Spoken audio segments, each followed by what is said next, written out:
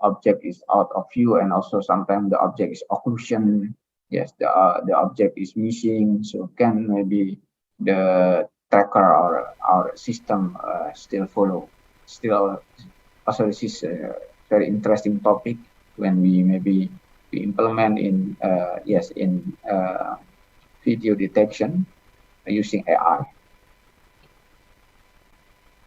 And also maybe when we implement in the thermal infrared tracking, for example, yes, sometimes when we implement with the CCTV, when maybe the condition is dark and also the illumination is changed, sometimes also some shadow problem.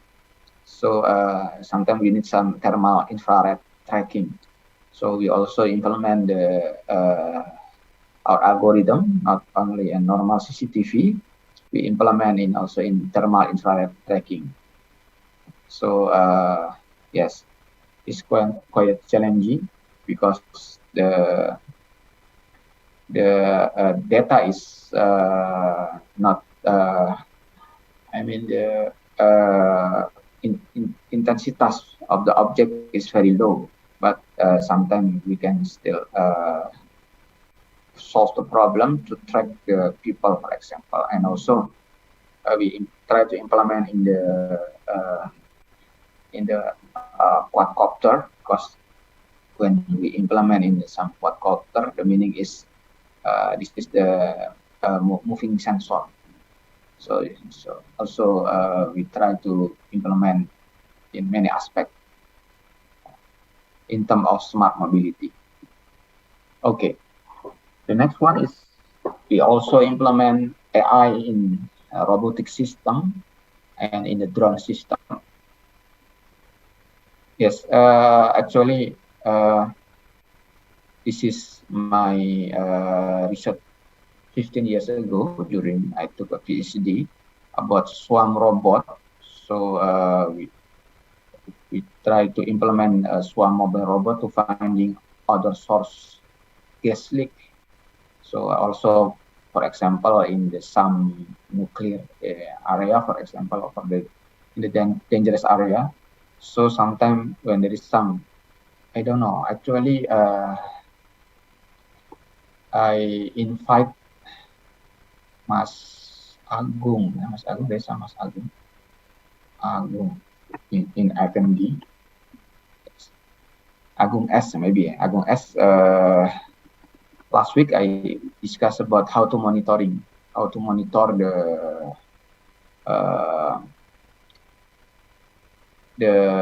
in the big implementation for the safety purpose. So sometimes we already implement for the gas leak, but it depends with the problem. Okay, this is the next implementation. For example, when there is some disaster, so the network is broken, the connectivity.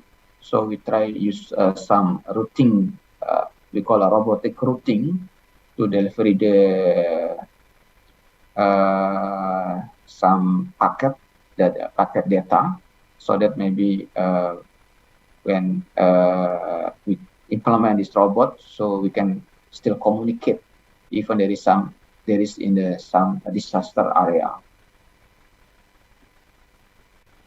Also some another implementation, and maybe because related with the we call the Defense University, so this is just a sample implementation when maybe we call intelligent maritime surveillance system with UAV, and yes, but it's still a simulation to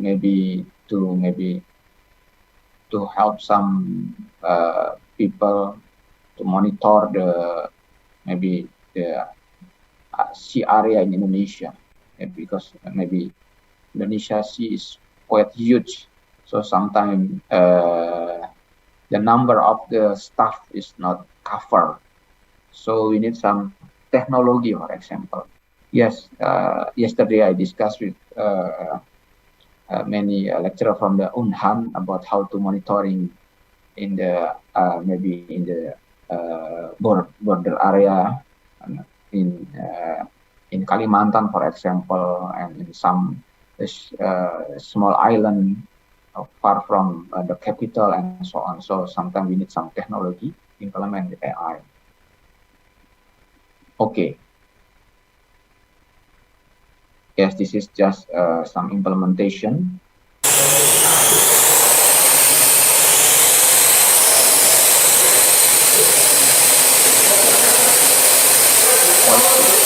Quiet.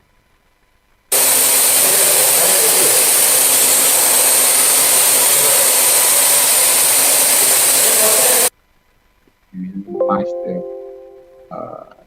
voice so that maybe we can clear it there.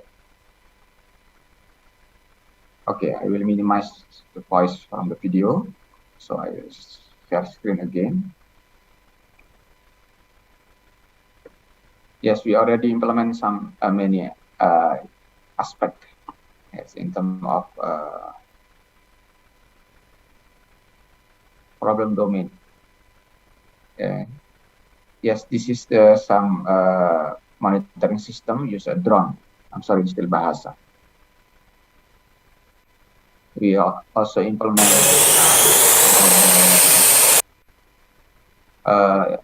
implementation with the simulation and implement in some tracking area and so on. Okay.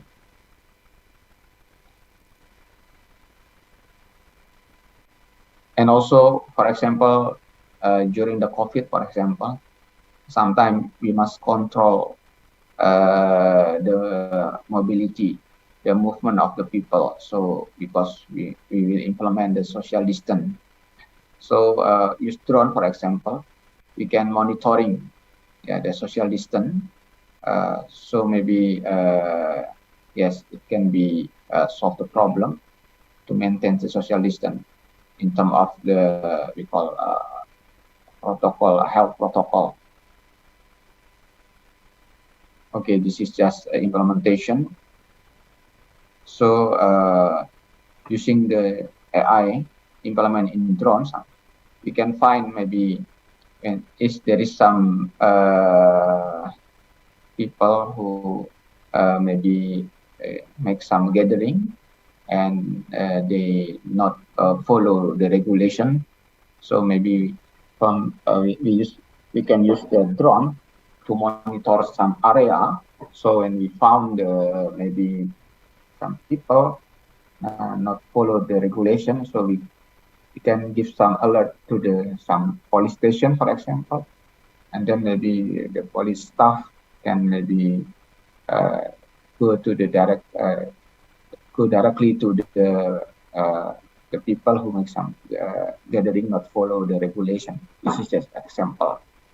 And when we use technology, so sometimes we can cover larger compared with the some conventional implementation. Okay, and maybe the next one about the multiple drone combat. Actually, this is from Dr. Ario. Yes, when we use some AI, sometimes we can make some weapon in the battlefield. So sometimes when we implement the drone, it's quite dangerous. So how to maybe to reduce the effect of the negative effect when we battle with the drone. So also we propose the drone for the battlefield. This is just a example when maybe some drone maybe to attack our office. So we try to make some defense of our office. Yes, this is maybe in the video, for example.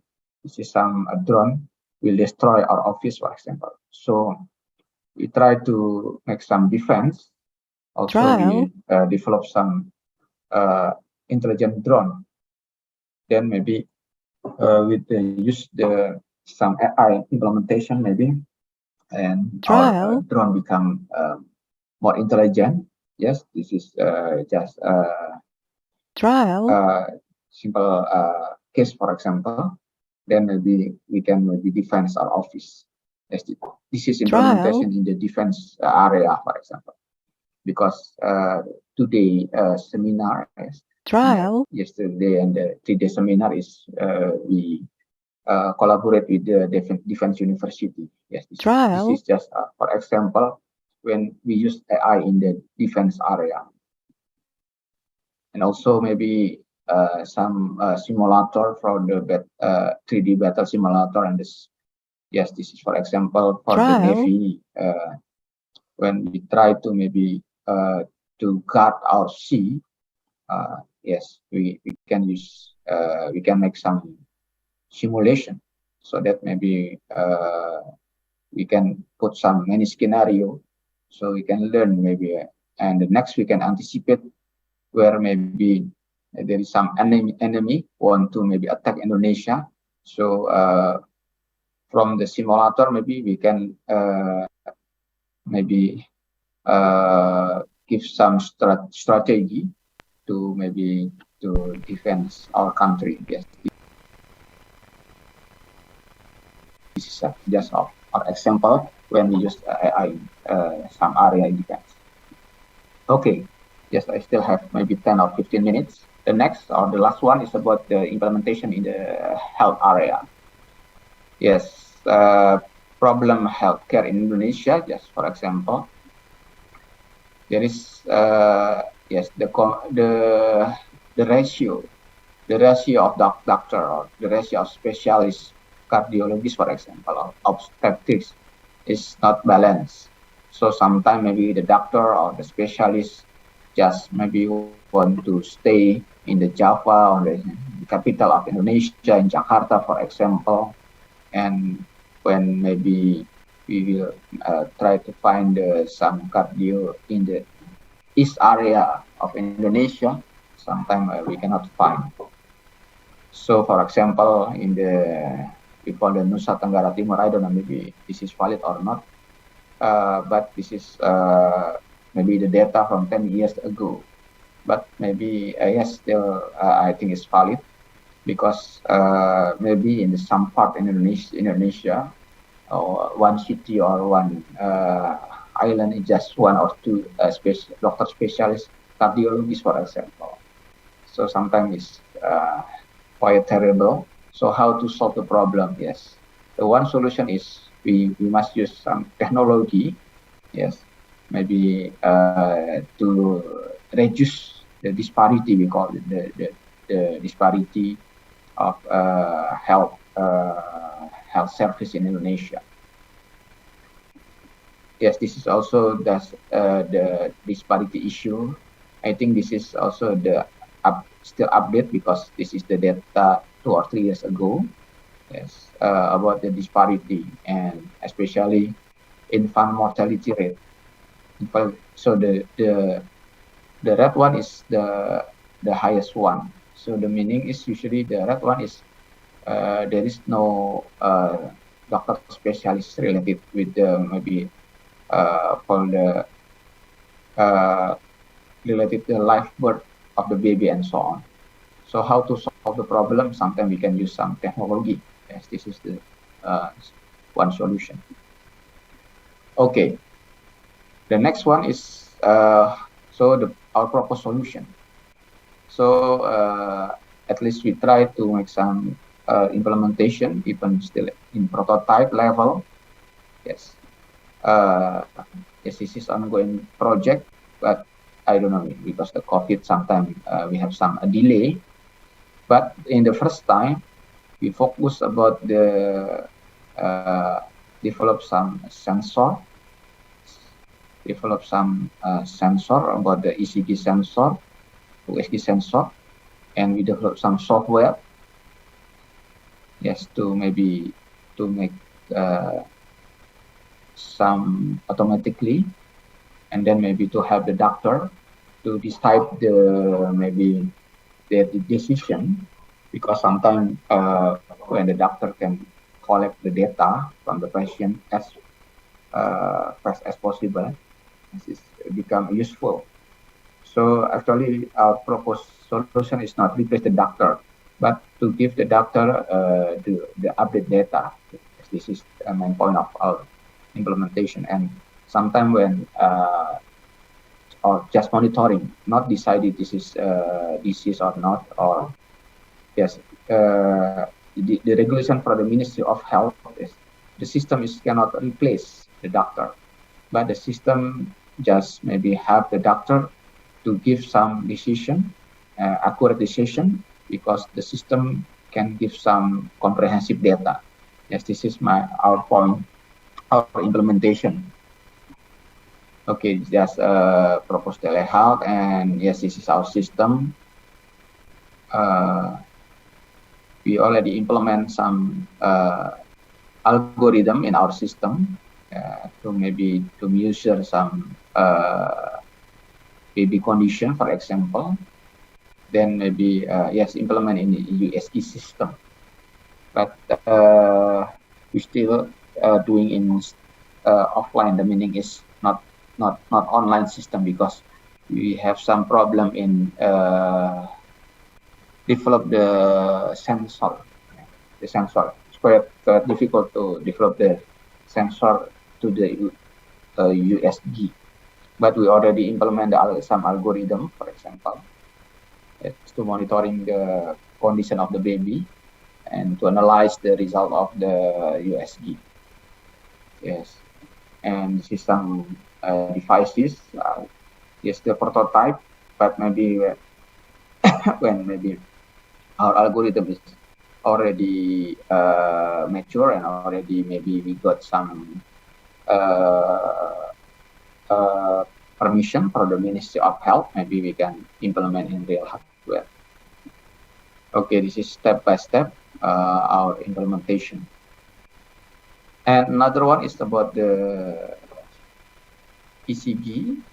Yes, ECG, because as we already mentioned, maybe the number of the doctor is we have some limitation in terms of the number of the doctors on the specialist in cardiologist. So maybe the important thing maybe when there is some patient or there is some people who have heart disease, for example, the most important thing maybe in the fast response. So sometimes because there is some limitation in terms of the number of the doctor, so yes, the response from the hospital is not so fast. So maybe if there is some delay, the meaning is maybe the patient will become become more terrible, or yes, the impact, yes, the impact is become dangerous related with their life, for example. So we propose some algorithms to maybe to analyze as fast as possible if there is some maybe heart disease problem to use, but we still discuss with the doctor. Then if there is some maybe something wrong in the patient, so we will give the alert for the doctor, so that maybe the doctor can respond as fast as possible, so that maybe the life of the patient can be saved. Okay. Yes, this is just implementation, still ongoing project. And also this is also some consortium from another faculty, another department,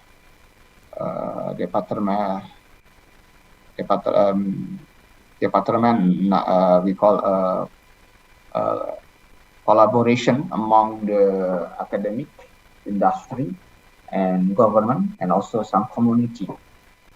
Yes, people we call now a pentahelix. Okay, maybe because of time, I just maybe need 2 or 3 minutes about now how to research during pandemic. Yes, even there is some problem maybe to collect the data, but don't worry, because yes, now there is some researcher who share the data, so we can use the yes, usually AI is depend of the data with the data. So if we got the data, so maybe we can try and prove our algorithm. So because the COVID pandemic, so some researchers have some initiative to share the data. So so that maybe we can struggle to make some research in terms of for example, related with the artificial intelligence, and also some software already maybe free software related to the AI, so you can use the AI software, for example. Okay. The conclusion, according to our published research, is current available technology has outstanding potential to supporting a new normal life. Yes, with the technology, maybe we can have a better life and support even maybe during a pandemic, and we call the new normal life, and especially in Faculty of Computer Science, we try to develop more deeper research and collaborate in terms of intelligence system for a better life in the world. Okay, this is maybe some photo from our team. Maybe during 20 years, we make some research, and then maybe we hope we still ongoing doing research to solve many problems in Indonesia. Okay, I hope I can contribute in our country. That's all. Thank you. I will return back to the moderator. Assalamualaikum warahmatullahi wabarakatuh. And good afternoon. Okay, thank you, Prof. Wisnu. Very interesting talk and presentation.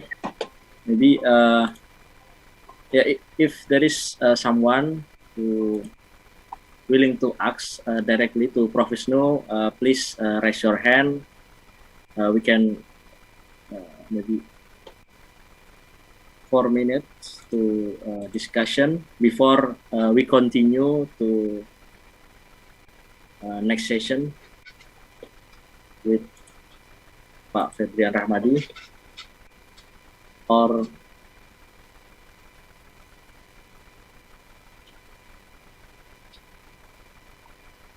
and maybe if there is no question, maybe you can also explore our research from our publication, and also maybe if you want to improve your skill in AI, there is some society related with the AI.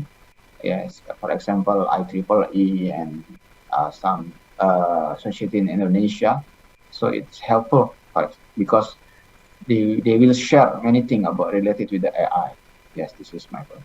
I think because this is a workshop, no need maybe for the question, because maybe we still have two speakers explain step by step about the implementation. So I just in the first time, in the first session in my term, just explain about the implementation. Maybe the second session will delivery Dr. Febrian about the theory, and maybe another related with some machine learning and so on.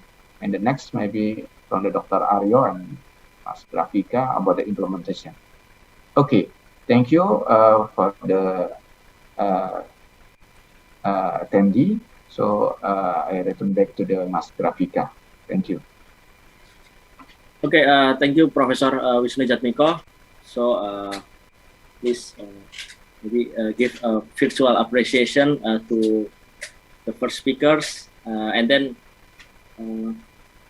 we will continue with Dr. Febrian Rachmadi. Will explain some theoretical and also practical and implementation, especially in artificial intelligence. Okay, hello Pak Febrian. Okay, wait a minute. Let me share my screen. So Okay. All right, so good afternoon, everyone. My name is Febrian, one of still lecturer at the Faculty of Computer Science, but at the same time, I'm a postdoctoral researcher at the Riken Center for Brain Sciences.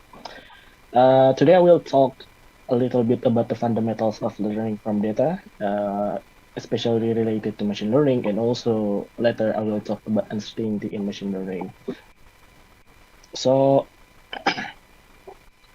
yeah, so this talk is basically uh, related to my lecture at the Faculty of Computer Science, Universitas Indonesia, and all the lecturers are also available online on YouTube on this channel. So if you would like to see or to watch all the lecturers, especially yeah, uh, although almost everything are Indonesia, but feel free if you would like to watch all the contents and follow the lectures at the university.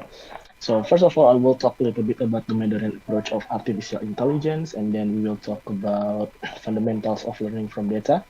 Especially, we will talk a little bit about the probability and statistics that usually used in learning from data. And then also we will talk about maximum likelihood, maximum posteriority, and then we will see one of the most basic methods in machine learning, which is probabilistic linear regression models. And then after that, we'll talk a little bit about uncertainty in machine learning. So let's talk about artificial intelligence first. So artificial intelligence itself is a very large umbrella term. Uh, if we want to know the relation between the AI, machine learning, and the deep learning, so practically AI is the biggest like term here, and then the machine learning and deep learning are the subsets of the AI. So technically, if everyone talking about machine learning, then there is like a specific examples of it. But if we talk about artificial intelligence, then it is a very broad term. And then even the knowledge base, when we use like create rules based on uh, the knowledge of a person or an expert, it still also can be said that it is artificial intelligence, even though now the most modern approach is using deep learning, which is also a subset from a machine learning itself. So if we talk first about the AI, we can also say that knowledge base or the traditional approach of AI. Basically, in here, we use our knowledge on something and then create rules so that computer can follow our rules. So let's say that we would like to create a spam filtering using from emails, then technically we can create some kind of keywords then that the computers can follow. For example, if the emails have credit cards or names or something, then we can say that they are spam emails. And then we can create detection algorithm for each the patterns that we know based on our knowledge, and then we test the program and then repeat again.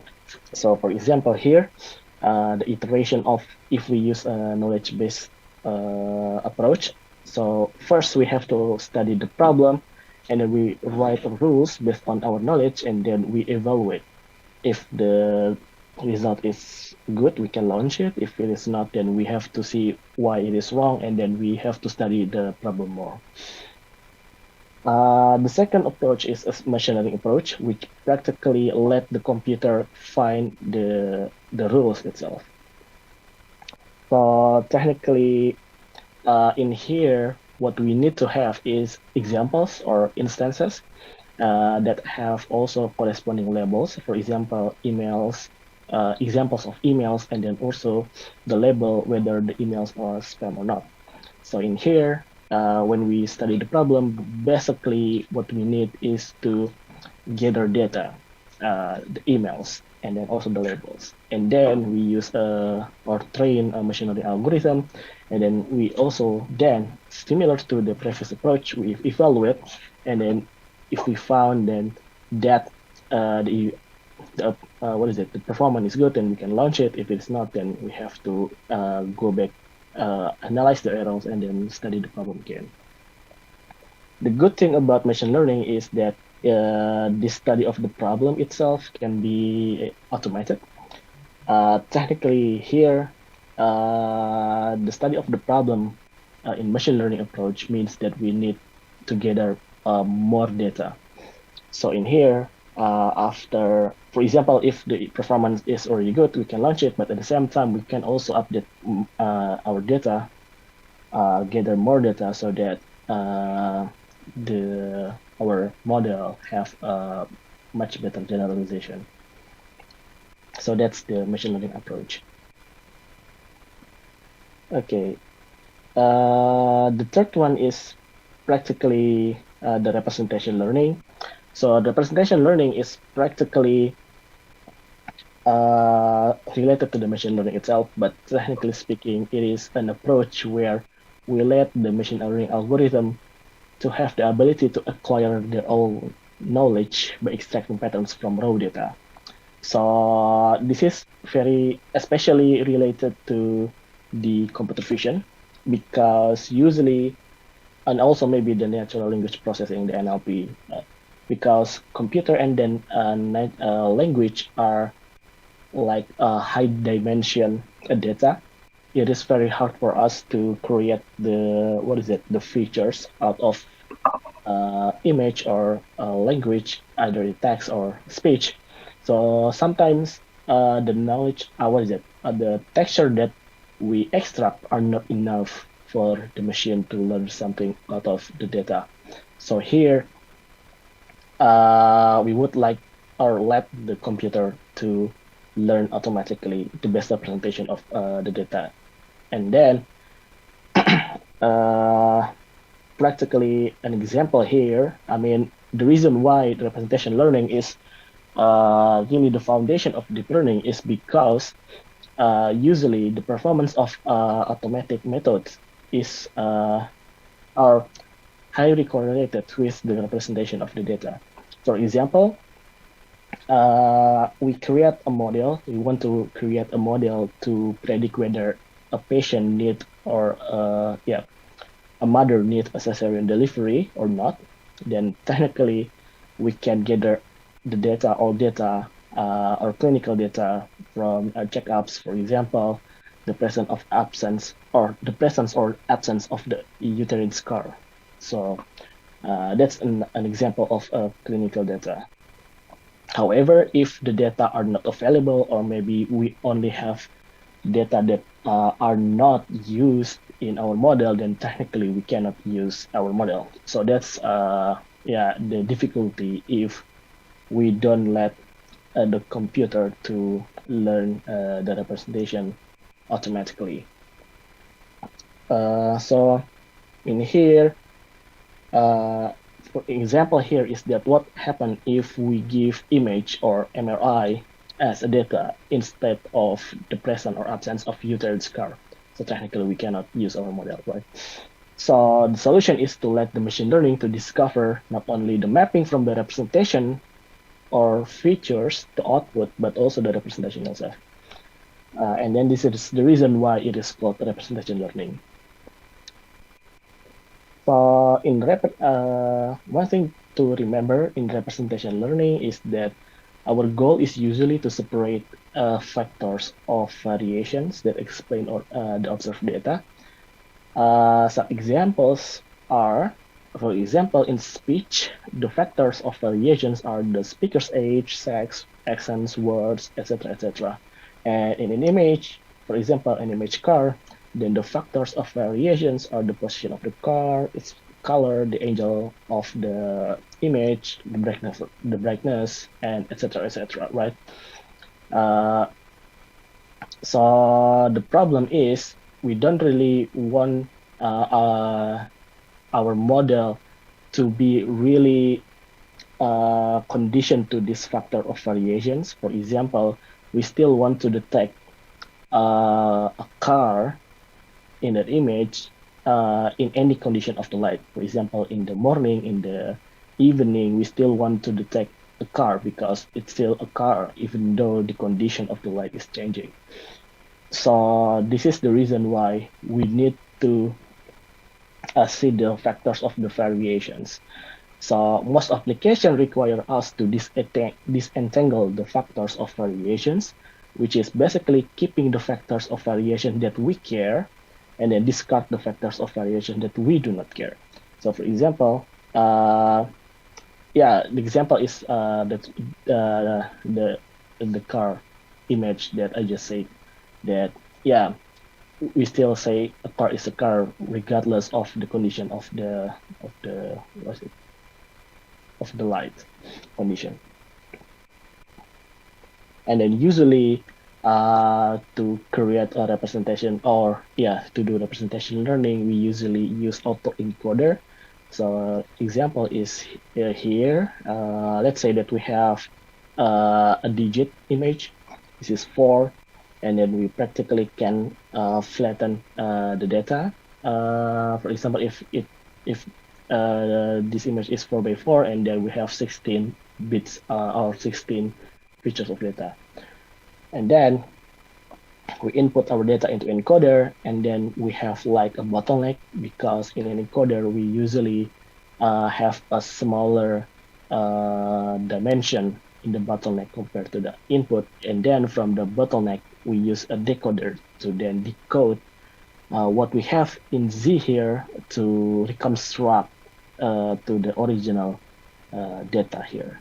So the idea of the autoencoder is we extract information from the input such that the extracted information, which is Z here, still have enough information for the decoder to reconstruct to the original input.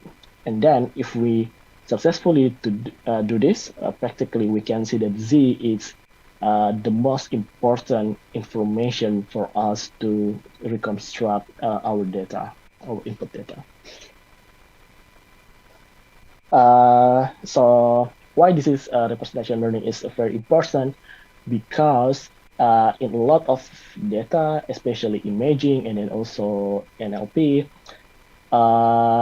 it is very difficult for conventional machine learning methods to extract high-level abstract features and then also factors of variation from raw data. So deep learning solves this central problem by introducing representations that are expressed in simple representation and hierarchical manner. For example, in computer vision, it is difficult for computers to understand the meaning of raw sensory input data, which is usually a collection of pixels, right? We have, even for us as human, we have to understand the global context of an image so that we understand what image it is. So in deep learning, instead of searching for a complicated function to extract the features, it can automatically breaks the mapping into a series of nested simple mappings, and each described by different layers of the model. And this is the very relation between representation and deep learning. This image basically shows artificial neural networks. So usually artificial neural networks, including deep learning, have like multiple layers. The first one is visible layers, because it basically contains the input pixel, or maybe see the actual pixel of this image. And then we have first hidden layer, second hidden layer, and then third hidden layer. And then in here, from this from this figure, we can see that every layer of these artificial neural networks can extract different level of abstract, or different level of features. So the first one is a very low level features. For example, this is like an age detector, and then the second layer will detect, for example, maybe we can see here is wheels of the car, right? And then we can see in the third layer is even a zoom out wheel. So if in deep learning, if we go to the deeper layer, it will extract more abstract features that we need to be able to have a good performance in a specific task. So this is the very difference of why deep learning is very powerful even compared to artificial neural networks or other conventional machine learning methods. So it is very powerful for a specific data, especially abstract data like image and then language, language processing. So this is if we then tries to see the difference between classic machine learning and the representation learning, and then here is a good representation. So the shaded area of the block means that that operation is automatically done or performed by computers. So in the classic machine learning, the automatic operation is for the mapping from features to the output, and then the features itself are handcrafted by us based on our knowledge. While on the other hand, in representation learning, the features are automatically extracted by the model, and then also the mapping from the features are also extracted by the same model as well. So like combining between the extracting features and then mapping the features itself to the output. And then in deep learning, the features that are extracted usually have multiple layers of information or abstraction. So that's the difference between the deep learning and the classical machine learning. All right. So that's a very brief explanation of deep learning, the current approach of AI, which is deep learning. Yeah, and then the next one is the fundamentals of learning from data. So the fundamentals of learning from data is really not what is it? A machine learning model itself, but more a probability and then also statistic. So the reason why it is the case is because probability usually resolve around the belief of what would happen in the future, and then also can talk about what have happened in the past, and then we can learn from it. So that's the reason why usually artificial intelligence always resolve around probability, and then especially in AI, there are two types of probability that are commonly used. The first one is frequentist probability, and then the second one is Bayesian. So the first one, the frequentist, is usually related to the event probability, which is basically shows the long-running frequency in a repeatable experiment. Let's say that we have a coin, and then label heads with one. For example, let's say that the digits is one, and then the image is zero. And now we flip the coin n times and take average, and then we do that for several trials. So we can see this is the first trial, second, and then the fifth, and then this is the n. So we flip, in this case, we flip the coin 10 times, and then this is 10,000 times. So we can see if we use only 10 flipping, the average is very, the variation of the average values are very large, from 0.5 to 0.8 to 0.2. But if we're flipping the coin in a large times, then we can see that the average value is very close to 0.5. So this is practically showing that the coin is fair, because the probability of us get 0 or 1 is 0.5 for each side. The second types of probability is Bayesian, which interpret or expresses the degree of belief. Such claim cannot be verified through repeated explanations. For example, let's say we have a patient A perform a blood test, then from that blood test, we get the patient A has a P% probability of getting sick. So that's the degree of belief. And we usually cannot really use frequentist probability in this case. And then also, for example, based on the history, what is the probability of that Mount Merapi will erupt in 2050? We cannot really use frequentist because the eruptions are not that frequent. And at the same time, so we have to use a Bayesian probability to express our belief what would happen in the future. So these are the two types of probability that are commonly used in the machine learning.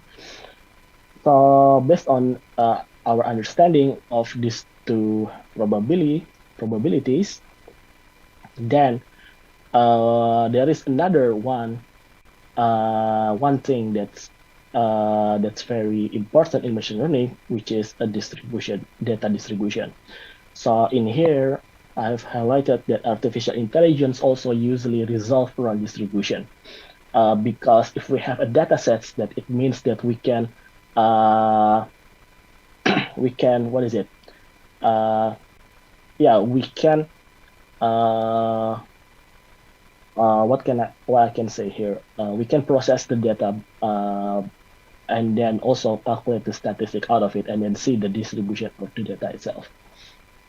And then at the same time, we also can, for example, in here, this is just an example. If we have these data sets, which is practically 20 observations of 0 and 1 data, we can kind of guess which kind of model or distribution of this data set comes from.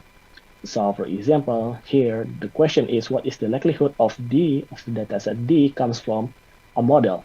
The A1 is the fair coin M1, where 1 is head, 0 is tails, and then the second one is whether this data comes from Bernoulli distribution. So the hint of this problem is that we have to understand the conditional independence and also independent and identically distributed, or ID. These two are very important in machine learning. A lot of deep learning model use conditional independence, and also has usually make assumption that our data are independent and identically distributed. So in the conditional independent means that here the data, for example, this is related here 1 0 0 1 0 blah blah blah until 1 comes from a coin, 1 for head and then 0 for tails. So this is a conditional independence, that the data only conditioned to the model, which is the coin, and at the same time, for each data here, 1 0 0 0 1 blah blah blah, are all independent to each other. So they are only conditioned to the coin, but not to the respective or the data that we see. And this is very important in machine learning. Similarly, for case B, the Bernoulli distribution here is very similar to here. We can see that very similar description. The difference is that we have like theta here as the parameter of the Bernoulli distribution. And if we assume that our data comes from a distribution, that we have to understand, or we have to know the probability mass function, or PMF, for discrete distribution, or probability density function, or PDF, for continuous distribution. So first we have to know that, but at the same time, this is a very standard description of a conditional independent in machine learning. So we have our data, and then this is the parameters, and then for each, all data are independent to each other, but at the same time, each of data is only conditioned to the parameter of the model. And then we can formalize this data into this, which practically all the probability, the conditional probability of x1, x2 until xn given theta is the product of all data from x1 to xn, and which is basically the probability, conditional probability of xn given theta. So technically we can just product the data that we see. And then technically we can, from our example, we can solve our problem by using maximum likelihood. I will not talk too much about maximum likelihood. If you would like to know more about it, please see the lectures in the channel. But practically, we can calculate, use this formulation to calculate the likelihood, the maximum likelihood. So for example, here, the product of the conditional probability based on the model 1, which is here. This is the conditional probability of our data is 1, and then this is the conditional probability of our data is 0. And then C is the number of data that comes out as 1, and then this one that comes out as 0. So technically, we count how many data that are practically 1 in C, and then this is 20 minus C because we have 20 observation. But at the same time, because we know that we have a fair coin, then the conditional probability of our coin giving 1 is 0.5, right? At the same, also with the probability of our coin giving 0, both of them giving us 0.5, right?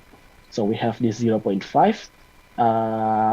Which is then powered by 20 because we have 20 data, and then we can calculate it as and we get this value. And then if we use Bernoulli distribution, similarly we also can use a similar formulation. This is the product of our data, but we have to know the Bernoulli distribution of probability mass function, and then there we have to calculate the the derivation, and then after we calculate the derivation, we can get this function. Well, if you would like to know, feel free to search on Google, and then it is practically a lot of people talk about it, about this, how to perform the derivation of Bernoulli distribution. And then practically after we calculate this derivation, we get that the theta hat is C per n. So C is the number of 1, and then n is the number of the observation. So after calculate this, we can get the value of 0.45, which is higher than this value. So that it means that this data is more likely to comes from a Bernoulli distribution. So that's an example of how, a way for us to learn from data, which is practically we want to know what kind of distribution that comes that basically produced our data. Now, sorry, this should have been a note. Practically, this note that ML is a frequentist approach, and we know that frequentist needs more data. So MLE can be extended using Bayes' rule of probability, and then we can calculate a maximum a posteriori, or MAP, which is a Bayesian approach. So this is the formulation of the Bayes rule. And then technically this is the likelihood that we have just talked about. And then practically we would like to calculate this posterior distribution, which basically the probability of parameter D given the data.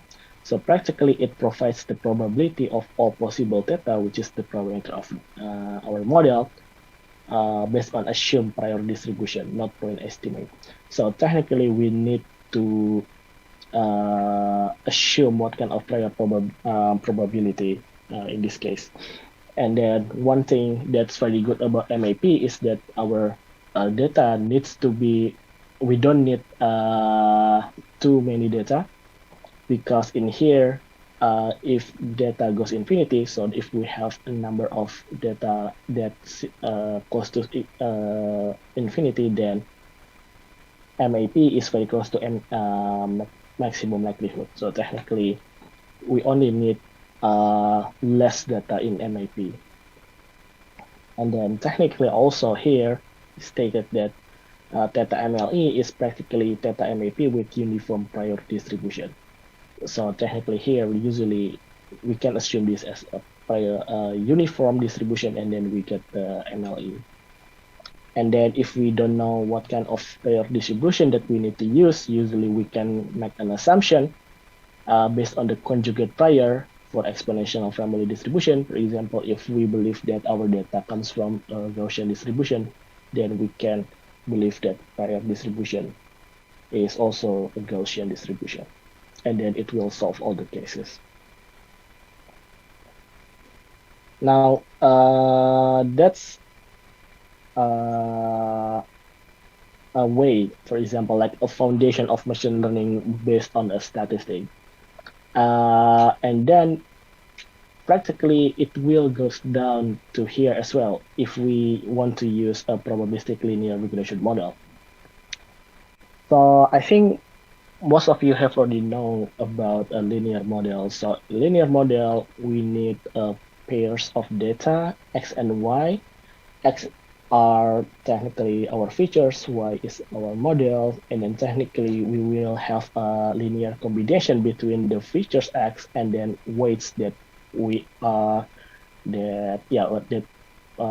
want to know, so that we have a good mapping from features to label.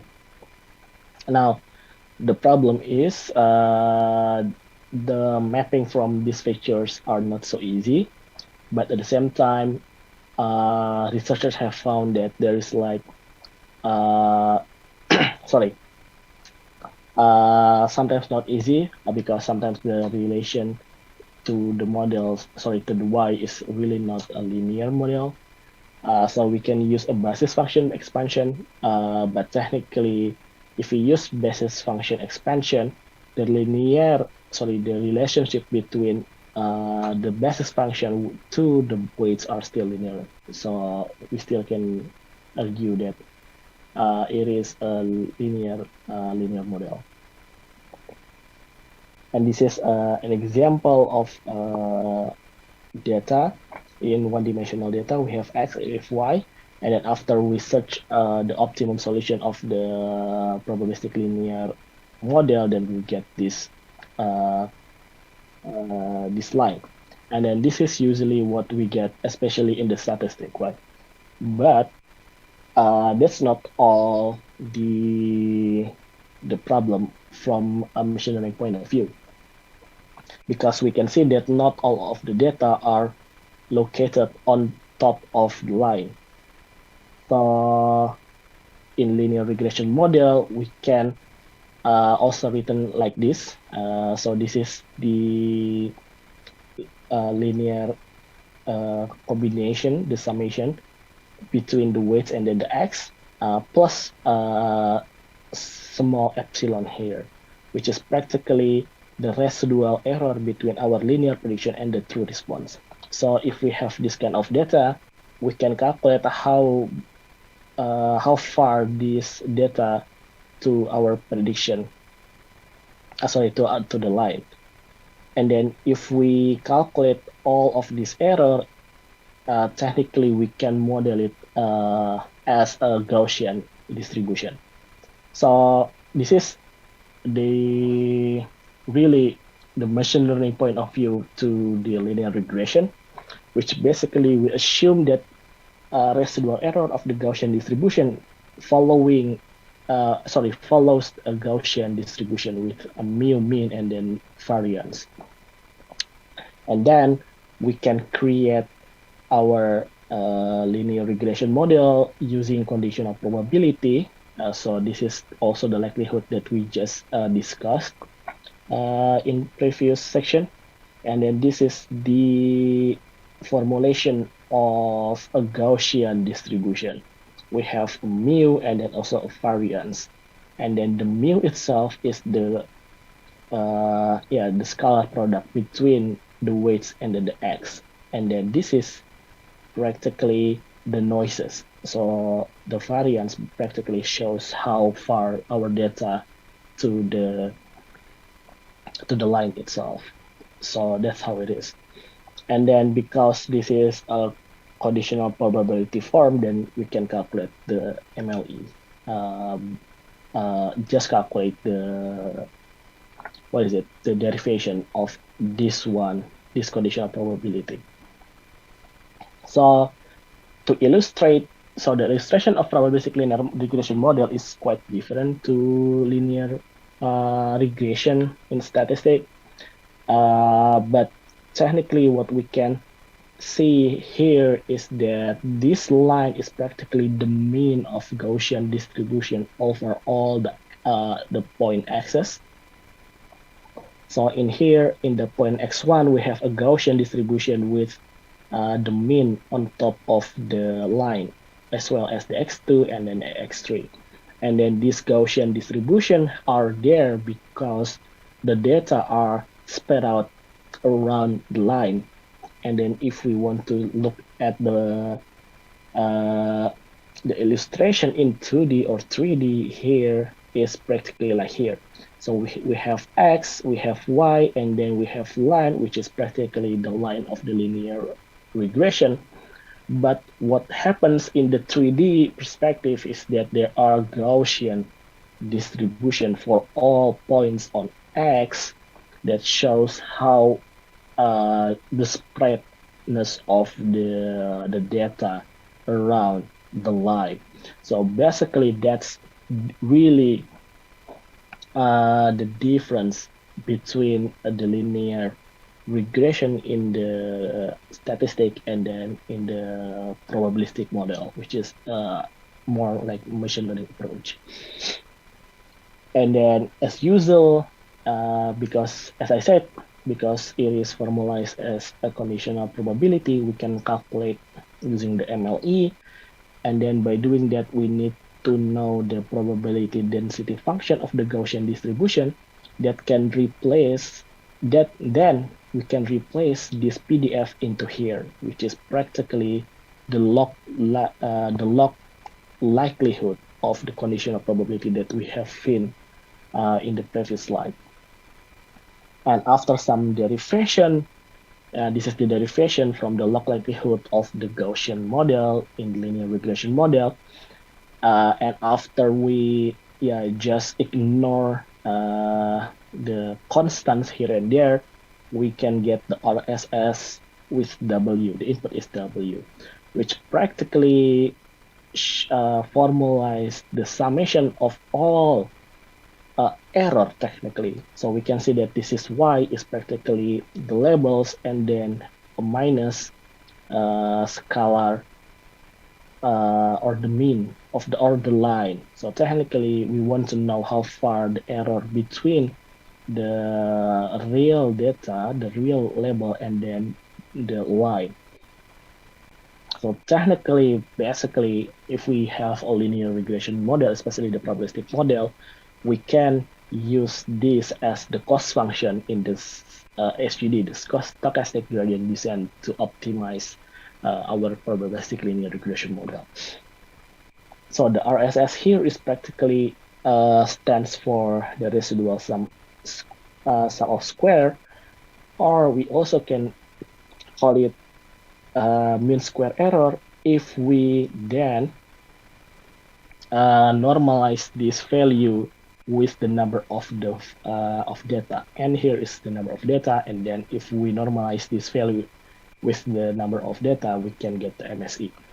So this is really a very an example of how we can create a model, a non-model in the statistic into a probabilistic model, which practically modeling the error of the linear regression into a conditional probability, and then from there we calculate the MLE, and then we get the cost function to optimize our model in the linear regression model. and then that would be similar to all machine learning model. Most of machine learning model, especially the current deep learning, usually use similar approach as well, using the conditional probability. And also because MLE is a frequentist model, we can create a regression model that based on the Bayesian regression model, which is more complex, but at the same time, because it uses a Bayesian rule, it will need less data compared to the MLE. And then this is the illustration of predictive distribution of Bayesian linear regression. Here is practically the line, the green yellow is practically the true line, and then the red line is the point estimate of MLE, and then the red shade area is practically the posterior distribution over the weights and then also the variance. And then we can see that from here and here and here, we can see this is where we only have one data, we have two data, we have only four data, and then we have a lot of data. We can see that adding more data will give us a tighter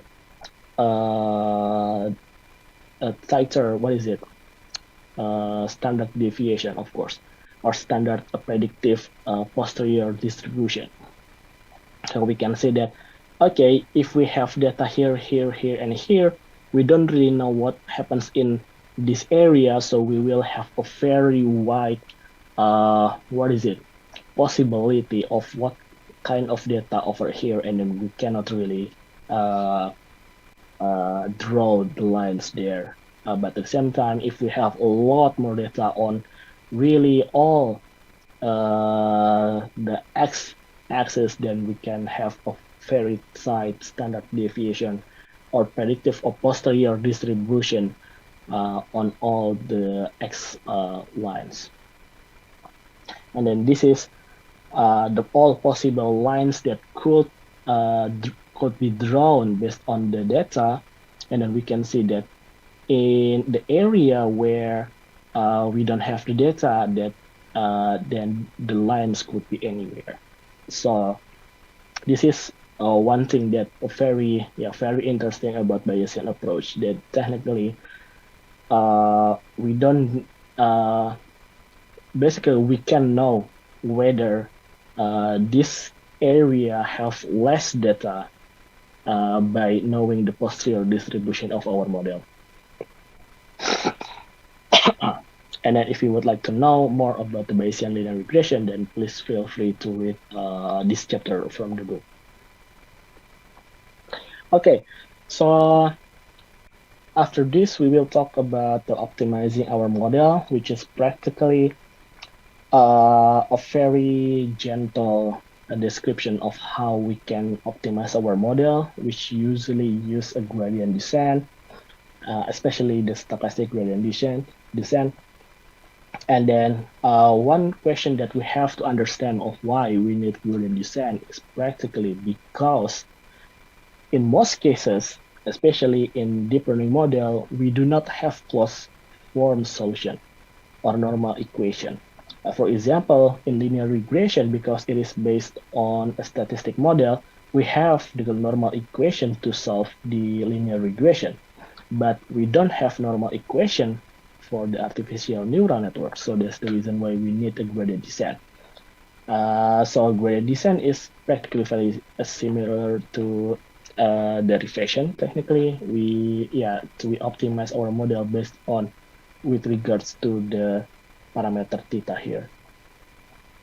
So the analogy is that if we have, for example, if we want to go down from the mountain, and then we cannot see all around us because of the fog, the only way for us to go down the hill or the mountain is to just slowly going down to the steepest slope in front of us, and then if we do that slowly, then at some point we will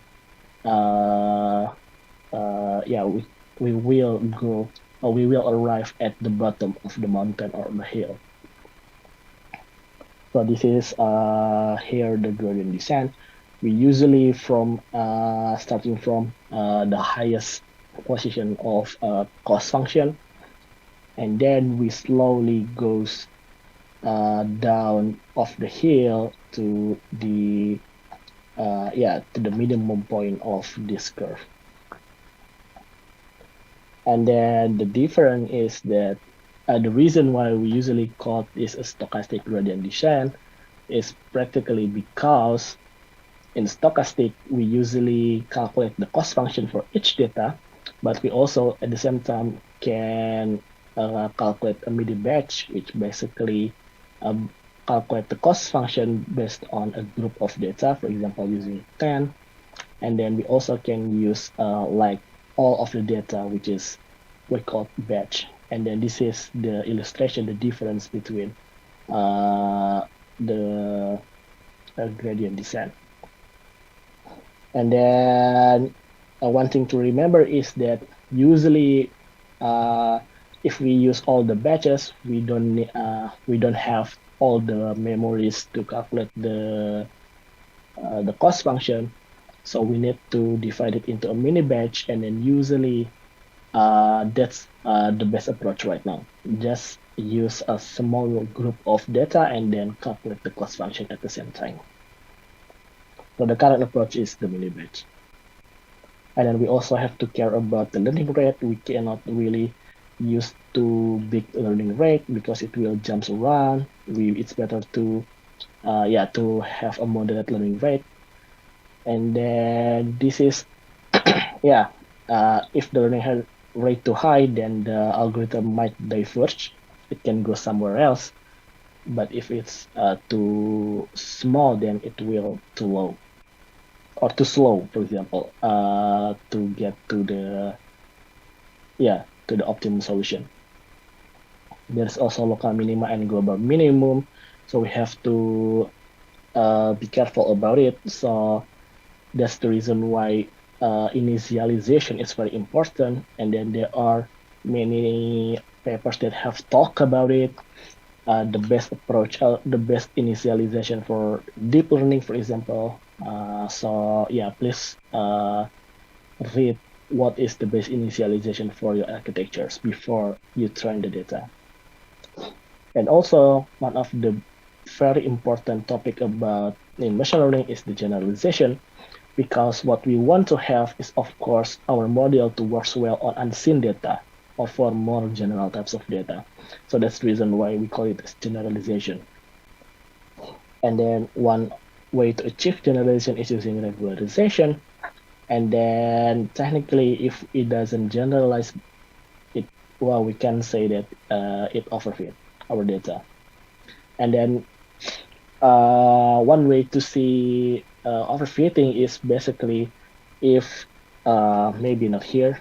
Yeah, maybe let's here first. In the training process, we usually divide our data sets into several parts.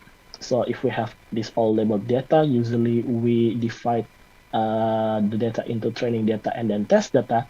And then we divide again our training data into our train data for model and then also the validation. So in here, we use this data for the training and then use this data only for the validation. And then the easiest way to see is whether our model has overfit is basically when the loss function of our training set has gone up. Sorry, in the validation data has gone up while the training loss is still going down. So we can see that there are gaps here. And then if if the validation loss has gone up while the training loss has gone down, it means that we have reached some kind of overfitting. And then the first one, this is also very important, that there are bias and variance trade-off. because the errors could comes from two different types.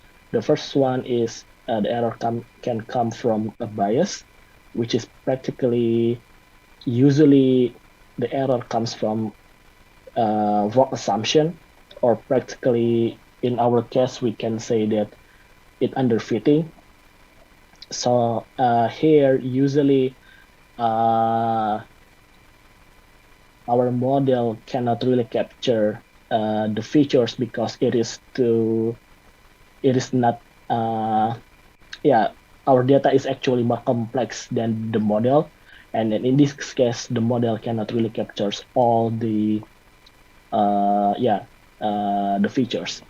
And then the second one is the variance.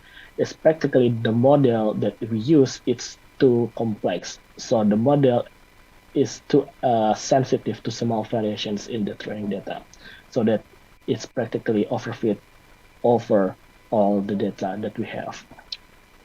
And then another one is the uncertainty, where we will talk a little bit more in the next few slides.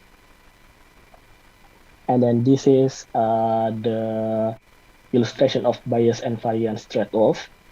So similarly, the red line is the validation loss, and then technically what we would like to have is the optimal capacity.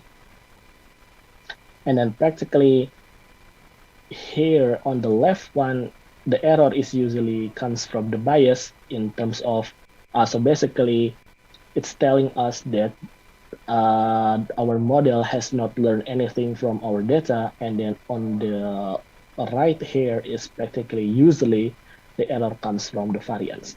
So basically it has overfit. So the left one is usually underfitting, and then the right one is usually for the overfitting zone. And then the last session is about the uncertainty in machine learning. So practically in here, similar to in the statistical tradition, usually uncertainty has long perceived as almost synonymous with the standard probability and probabilistic prediction. However, especially in machine learning right now, there is increasing relevance of machine learning for practical application and real issue for a safety usage of machine learning, because there might be cases where our model is too powerful and then too confident, so that technically somehow the model is too confident to the prediction, so that technically overfit to the training data. So in the machine learning, there are two types of uncertainty, which we usually refer to aleatoric and then epistemic. So an aleatoric is usually statistical uncertainty, which practically more about the randomness of the model itself, or usually it's about the random effects of maybe the data itself. For example, if we use a flipping coin as our model, then the next flip will be always 0.5 probability for head or tails, right? We cannot really change that. But in the epistemic or systematic uncertainty refers to uncertainty caused by a lack of knowledge or ignorance about our model, or maybe about our data. So as opposed caused by randomness, uncertainty, this epistemic uncertainty caused by ignorance in principle and can be reduced based on additional information. So this is like illustration of aleatoric and epistemic.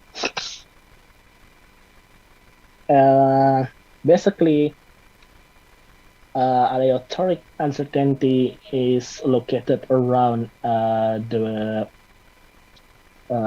the overlapping regions of or near decision boundaries. So for example, here we have like a classification between the red class and then the black classes, and then we will have the decision boundaries, but at the same time there are regions where the red and then the black classes are overlapping to each other.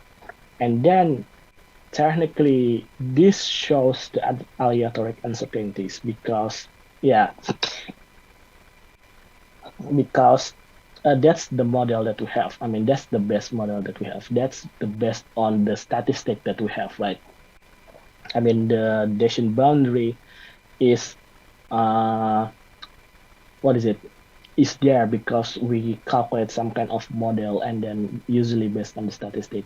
For example, if we use logistic regression. But in the epistemic uncertainty is usually because or located where there are lack of training examples. So for example here for red and then black class, we have like much less data compared to here. So we have more possible decision boundaries, right? So if we have new data here, we don't really know whether this is for the red class or the black class because it could be both of them because we have lack of training example.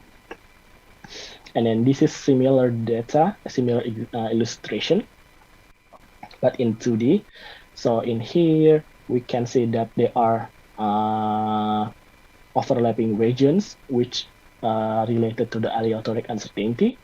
And then if we talk about this one, is this basically epistemic uncertainty. Why? Because it could be any class, right?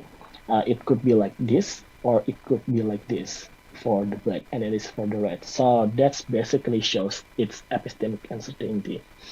And then for the regression model, technically, this error here around the lines showing the aleatoric uncertainty because that's the best output from our model.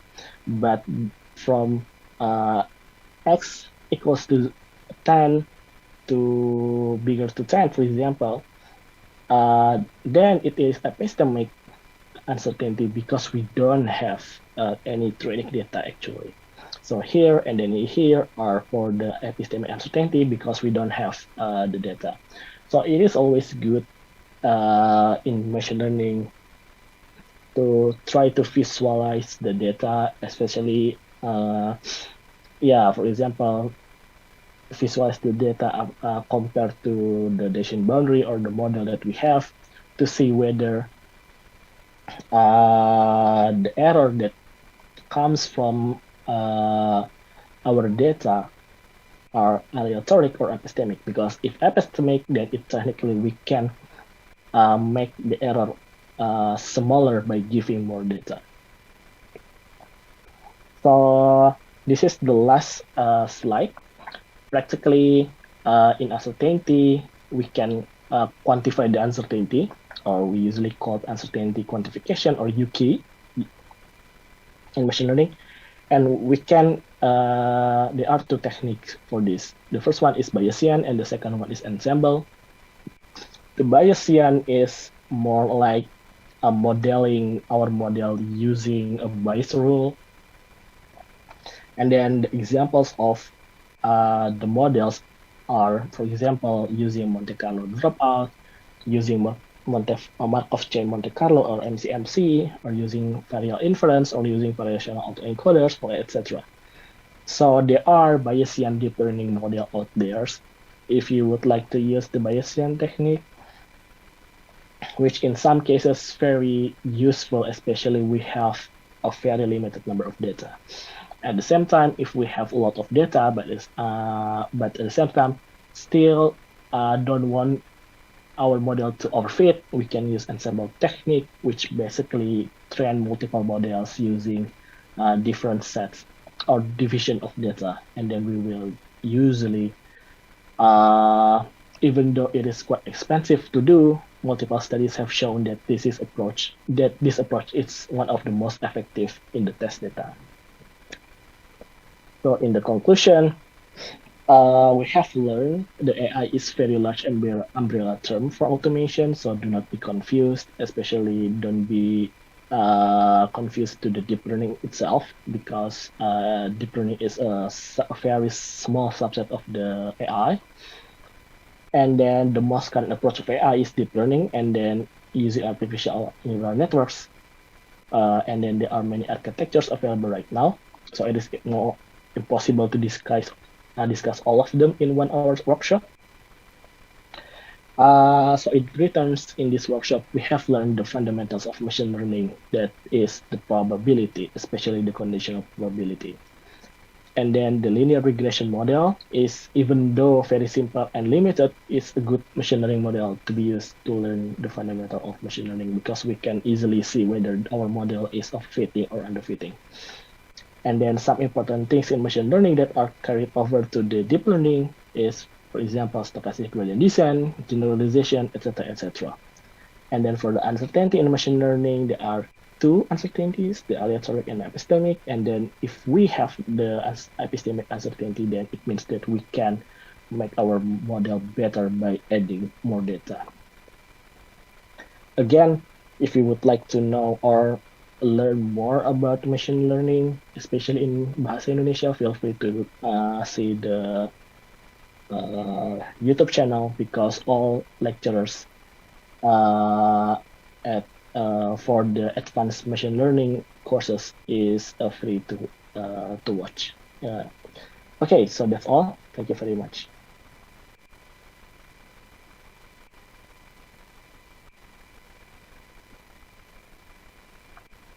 Okay, thank you, Pak Dr. Febrian, for the interesting topic. I think that it's very important to prepare me and us to begin, maybe to strengthen our fundamental before modify or implement some machine learning or deep learning algorithm. Yeah, if I not mistake that Pak Febrian have another schedule in 3 p.m. So maybe thank you for the presentation, and we can continue to our next speakers, Dr. Ario Yudo Husodo, that will be present about Python implementation.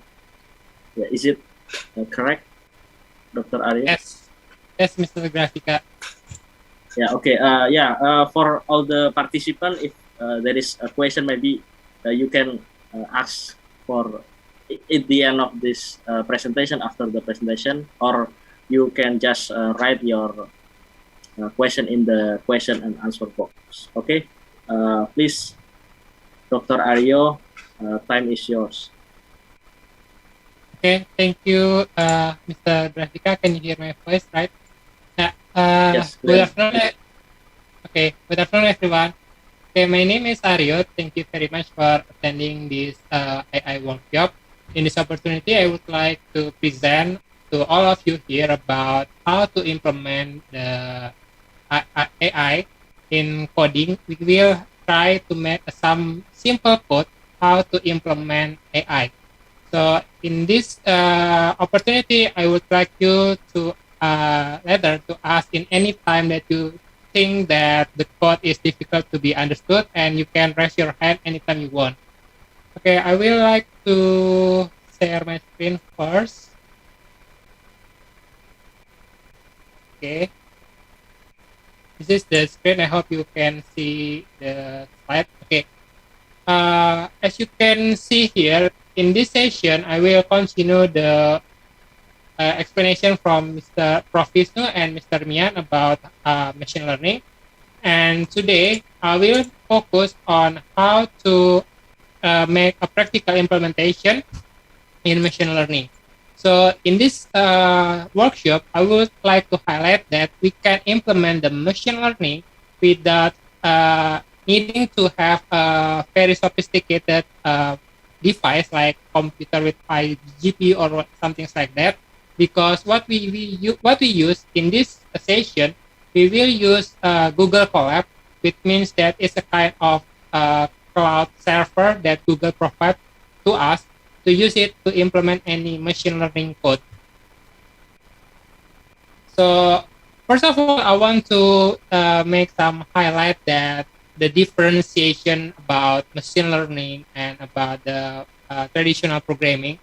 As you can see here, that in traditional programming, maybe some of you have in a computer science background, that traditional programming require us as a programmer to provide some data, and we make some program here, and then the computer will execute the data and program to provide us some output. Meanwhile, in machine learning, the situation is a little bit different. In machine learning, we provide data and the output of the data, and the computer will process it to make a program. So in machine learning, we don't make a hard code in how in programming how a computer act to some specific data, but what we want to implement is what is the best code to a certain situation. Maybe I will describe it in more easy way. As you can see this, I provide some machine learning analogy. If we are a gardener, what machine learning is about, how we provide some data and seed. For example, you can see here seed is a kind of like algorithm, and data is like a nutrients, and you as a gardener, we will collect all of the composition here to provide a good plant, which means that a program. So there are a lot of variety in machine learning algorithm, and here in this session, we will implement some very fundamental machine learning, because I do not assume that any one of you have a machine learning background. So I will make a very simple approach how to make all of you understand about how easy we can use code to make a machine learning. So this is the general approach in machine learning. I will not provide any mathematical equation here, just to make all of you able to understand the approach of machine learning. For example, if you want to make a machine to understand which object is a cat or which object is not a cat, we can train the machine about the characteristic of a cat, maybe from the color of the size, or maybe the sound, or maybe about how the fur of the cat, and we train all of the sample, all of data of the cat to the machine. Then the machine will automatically understand the characteristic of a cat. So we do not make a hard code about the characteristics of the cat. We don't write a code that cat is a kind of object that have this kind of weight, this kind of height, or this kind of color. We do not tell to the machine explicitly. But what we do is we give the machine the data. This is a cat. So you need to learn the characteristics of the cat based on the data. So this is the machine learning is a kind of approach that we imitate when human understanding something. As you know, for example, if you want to understand about a cat, there is no people that teach us about the characteristic of a cat, but what they provide us is the sample of the cat. So if we understand about the cat, in another place or in another time when we see a cat, we understand that this object is a cat. So after we train about all of the data to the machine about the cat, then we will test how effective the machine in understanding a cat. So what we do here is we provide maybe some a dog object and a cat object, then the good machine can differentiate which one is a dog, which one is a cat. So when training the machine, we need a very high amount of data, maybe about 1,000 maybe. It depends on the characteristic of the case. But in general, we have to provide a lot of data for the machine to learn effectively, to know what we want them to do. So in machine learning, there are a lot of variety in algorithms that have developed nowadays. For example, we can see here about supervised learning, unsupervised learning, semi-supervised, reinforcement, and deep learning. And these all of these algorithms must be taught to you maybe for one semester in machine learning course. But in this short course, in this workshop, we will focus our implementation on supervised learning. So we will learn more about how to implement supervised learning, about regression and classification. In in general, classification is a kind of machine learning approach to differentiate whether an object is categorized as to what class is A class, B class, or something like that. Meanwhile, regression is a kind of approach in machine learning to predict consequence of a data. So we will discuss about this theory first, then we will implement how to code the machine learning. So we will make you have a general approach, general understanding how machine learning works. In this slide, we will discuss about one most fundamental, easy approach in machine learning to make machine understand about what kind of data that it receives. For example, there is a kind of data here in the weather in a place. If you see here, there's an x-axis and y-axis here. For example, if we have data about humidity and pressure in a place, and we want to know whether a specific humidity and pressure will cause a rain or not. For example, here, if we can see that red dot here represents about a rain, and blue here represents that in this kind of situation, there is no rain. So we can see here, for example, if there is a data here, as you can see here, there is a black dot here. So the question is, what is the black dot? Is it rain or no rain? According to humidity data and the pressure data. So if you can see here, maybe intuitively you can say that the red dot around the black dot is only one. Meanwhile, the blue dot around the black circle is 3. So according to the situation, maybe you can generalize that. Maybe you can conclude that the black circle or the black dot is a red. But this approach is have a mathematical notation, but we will not discuss about that. So what we will discuss is about the intuitive background behind the nearest neighbor approach. So in nearest neighbor is an approach that the machine learning can tell a data according to the surrounding another data around a specific data. So for example, is you can see it a black circle here, and we want to know whether the black dot is a red one or a blue one. Red is rain. Red is not rain. As you can see here, we can say that red is rain, blue is no rain. So we want to know whether a black circle is rain or not.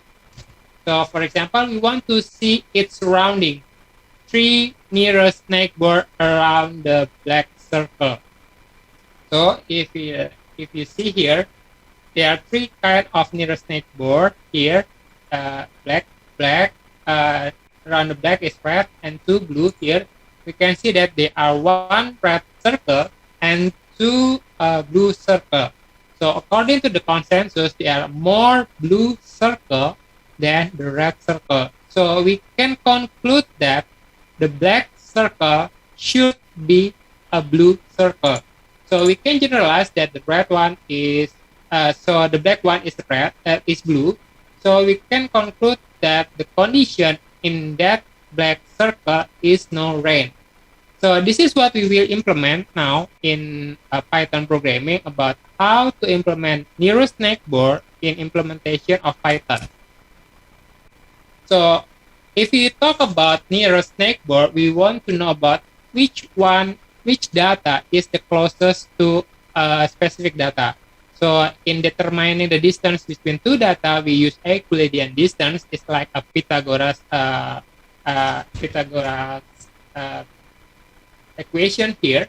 As you can see that the distance between 2 point here, A NB is calculated using this kind of equation. X2 min X1, we square it, then Y2 minus Y1, and we square it too. So this is the equation that we use in defining distance in KNN. But the most fundamental things, the most crucial thing in KNN is to determine how big is K, how many neighbors should we consider in determining the data, the value of the data. For example, we have a question mark here, yellow circle here, orange circle here. We want to know whether the yellow box here is a triangle, green triangle, or red star.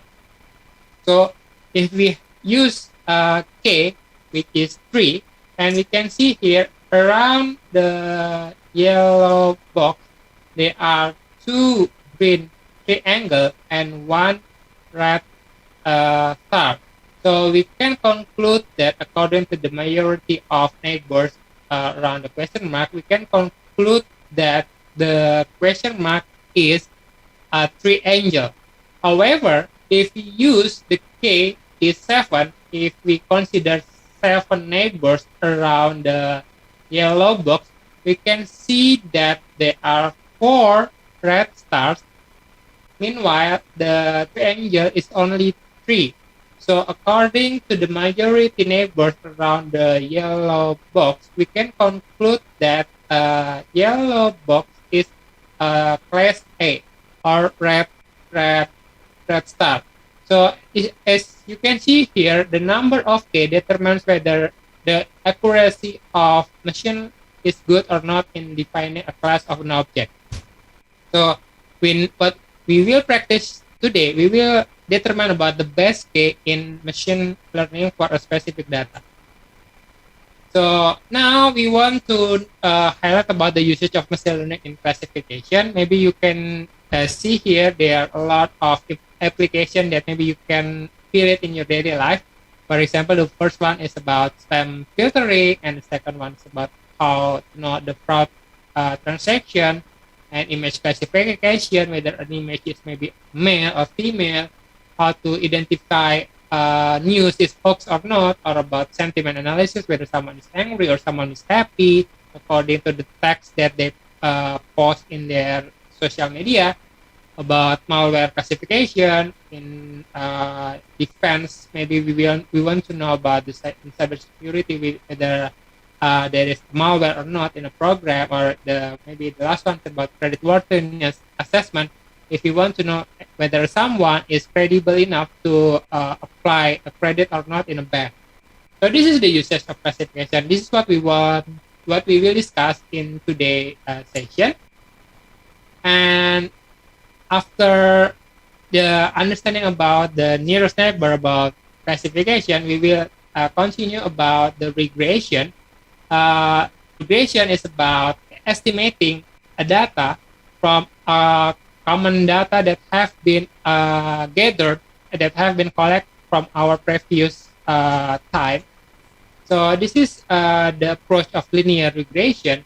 So if we have a lot of data points or data blue dot here, and we want to predict the next data in this X and Y axis, we can predict that the trend of a data is increasing according to the x-axis.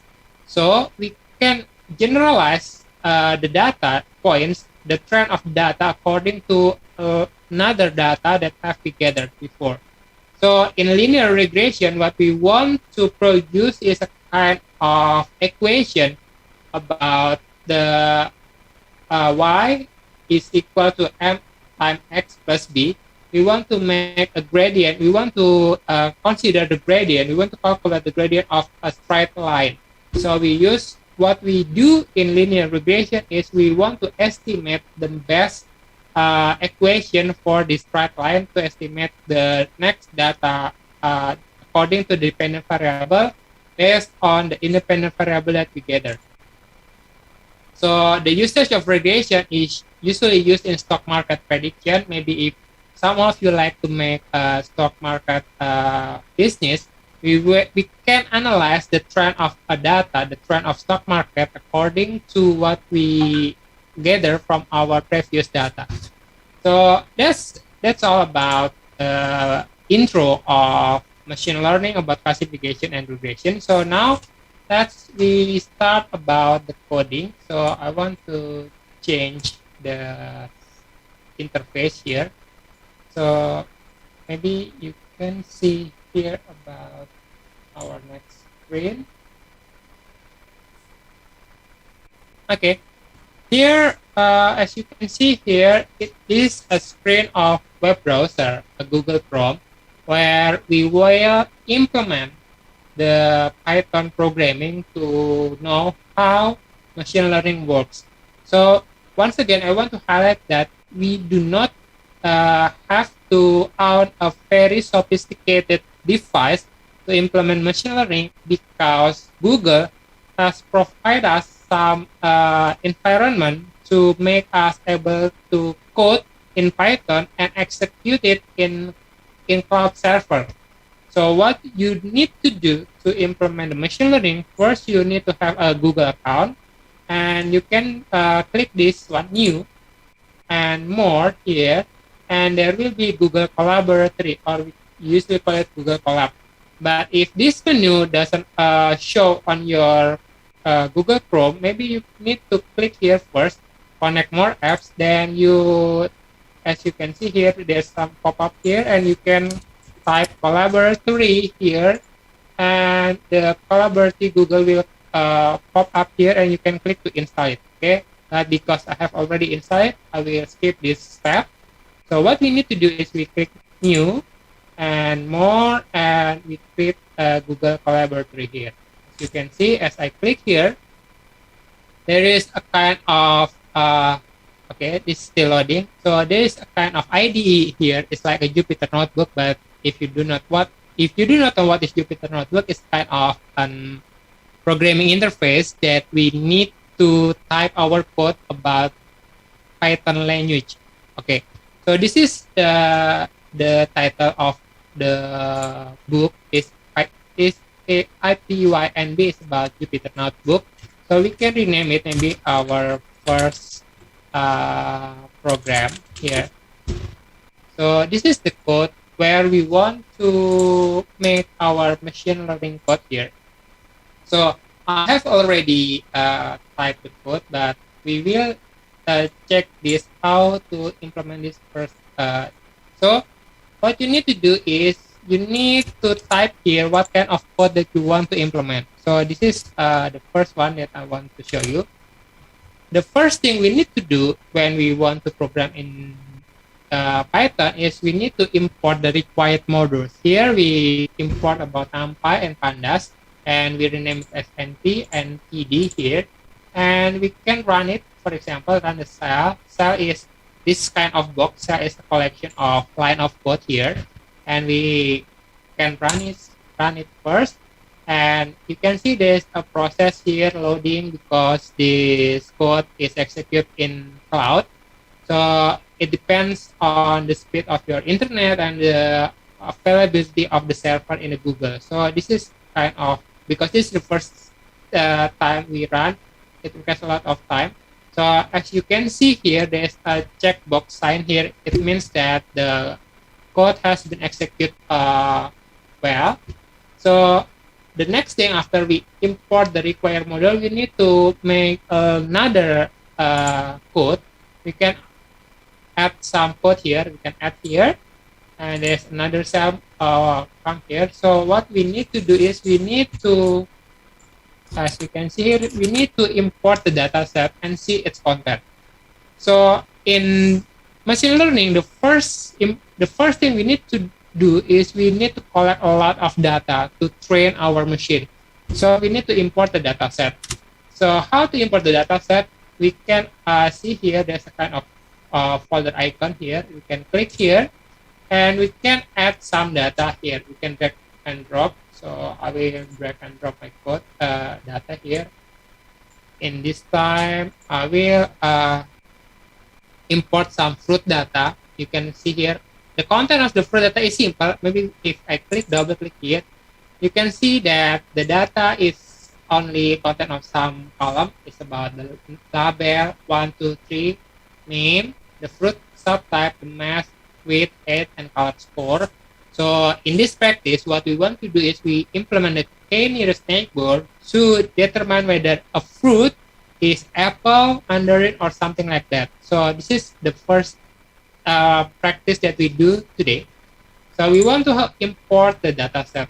So the data set type can be a TXT or CSV file.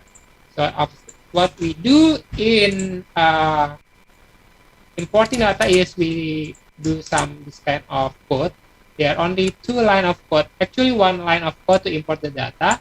And this code is to see the first 20 lines of the data. So if we execute this, we click here, run. So it shows us the data that we have import in our system. Label, the name column, fruit subtype, mass, weight, height, color, and score. So this is the result of our execution. And if you want to close the execution, you can click here, close, clear the output, and we can continue our code.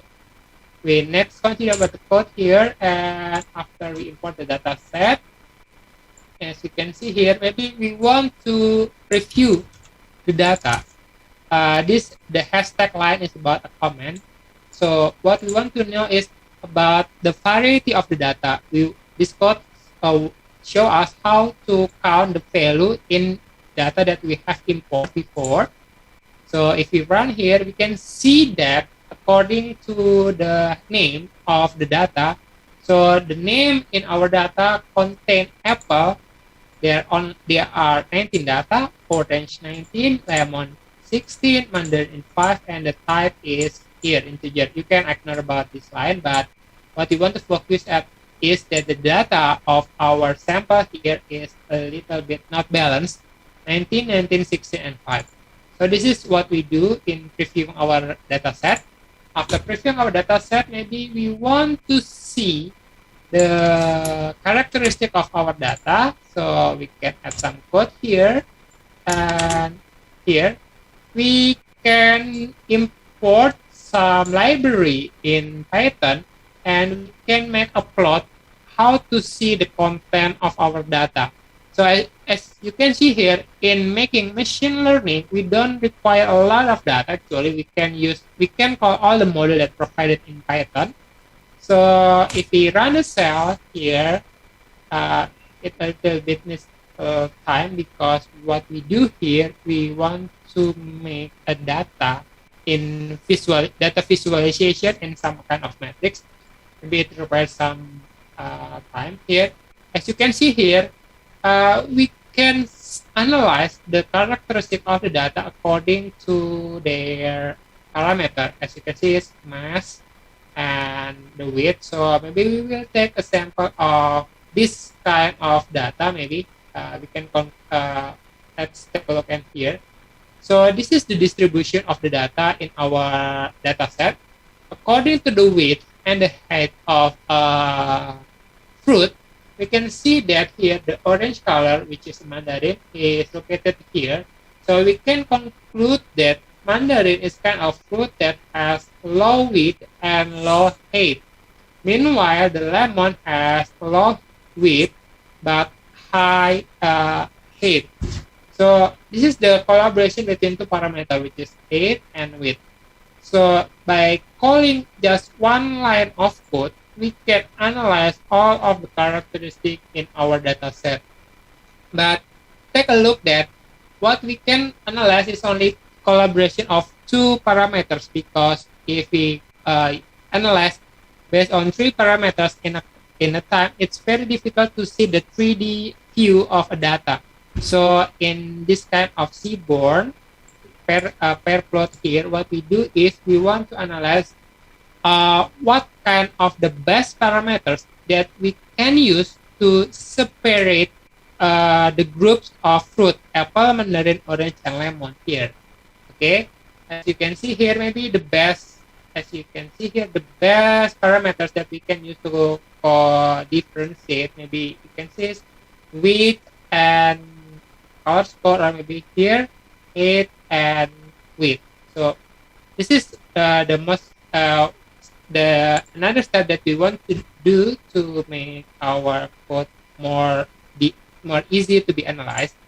So after seeing the data visualization, we can continue our code. Like we can see here in our data in fruit hat, there let's we run this code. Their label, name, fruit type, mass, weight, and etc. And maybe in your data you want to erase to some unimportant information. For example, you want to remove the name and the fruit type, because what we only need to know is about the label. So we can delete the column of data using this code. Maybe fruit, we can drop the column name and fruit subtype. So if we run this code, we can see that the table will be different. The column is only 1, 2, 3, 4, 5. Meanwhile, the previous table contains 7, 1, 2, 3, 4, 5, 6, 7 columns. So there are 2 columns that we remove from our code here. After we drop the code, so we can continue about the next step. The next is we want to configure the input and the input and output parameter. As you remember, they are x-axis and y-axis in our code. So we want to make the x value is contains only mass, width, height, and color score. Meanwhile, the y-axis is about the label. So as you can see here, and if we run this code, so we can see here about the mass, width, height, color of x. So here this code is, we want to see what is x.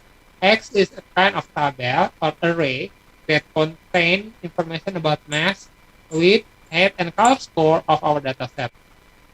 So after we configure this code, what we want to do next thing is about, we need to normalize the input parameter. What normalization means?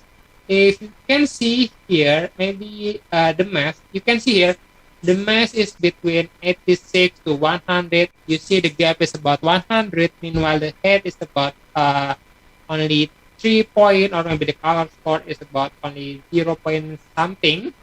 And in KNN, nearest neighbor, what we need to do first is about make a normalization. How to make the gap in a data is only between 0 to 1. So we need to normalize the input parameters for 0 for the lowest and 1 for the highest. So if we run this code, we can see that the value of mass, width, height, and color score will be changed into 1 to 0.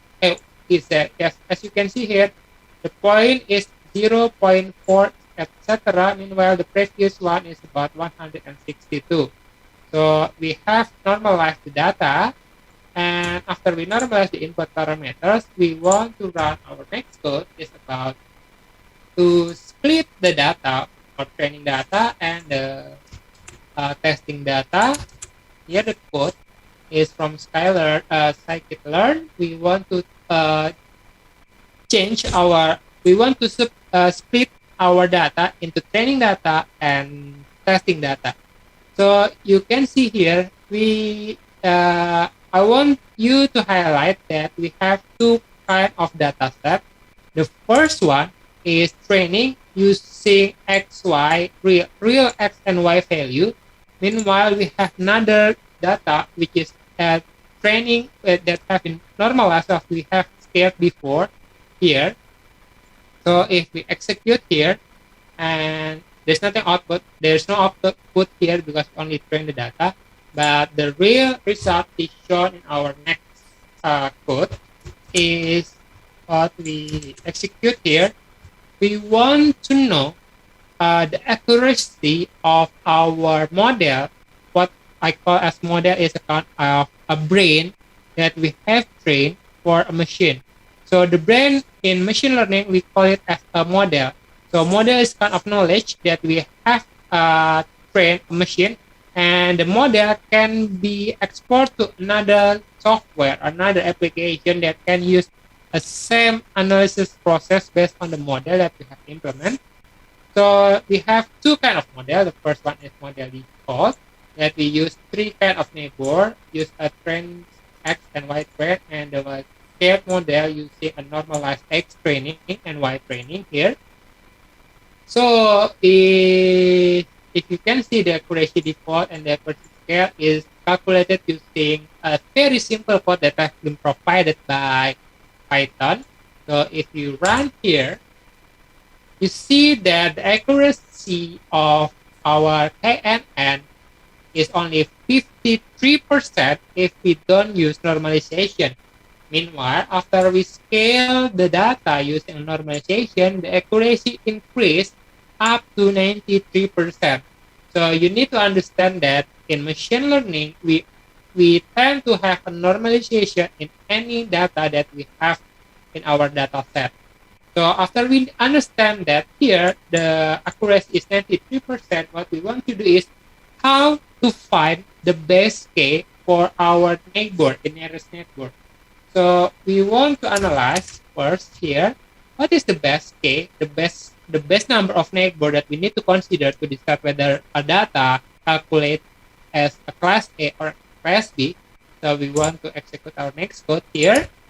In our next code, is this a kind of looping. So what looping means here, we want to know the best case for 1 to 30 to know the best neighbor to increase the accuracy of our machine learning. So if we calculate here, we can see the accuracy of our model increased by from 1 to 5 here. So after the neighbor from 5 is increased to 10, 15, 20, and etc., you can see here the accuracy becomes lower. So as you can see here, the best case for our nearest neighbor model in our data set is 5. So we can consider that 5 is the best case. So we can make our best model according to this information. So what we do here is we can create our best model based on this result. So we run our best model here. Remember, model is a kind of our training result to our machine learning. So we use k-neighbor with N5 to fit the data train of our train model here. So we run. So we have the best model with our, here you can see here is the variable best model. So after the model we have gathered, so we want to save our model to some kind of external data, external file. So here we can export our model for our future needs. It's maybe you can implement in mobile app, or maybe you can upload in server. So we can export our model. So we will dump the model here. You can see that the file name is pickle file. We want to write the file. So take a look for this code. And if we run this, you can see in our left side there only one file, but after we refresh here, so there's kind of pickle file. So this kind of file is a kind of our model, the train result of our machine learning. So if we open this, you can see in our right screen, this is the code of the result of our model. Maybe you cannot see this because this has been a code for to be understood by machine. So just ignore that, but we know that the model can be exported to a kind of file, and we can download it for our future use. You can download or any other things. And the usage of the export file is we can import our model here. We can import our canonical file here. We can import our model here. And after we import the model, we can use it for our future use. So, for example, I will add some next code. So we can test our model here. And this is our last code for this section for classification. You can see here, you need to remember that the X span is masked with state and color score. So if we have new data here and we want to use our imported model to predict the class of our new data, we can just call the imported model to predict new data. So if we run this code, you can see that this data is classified as fruit number 4.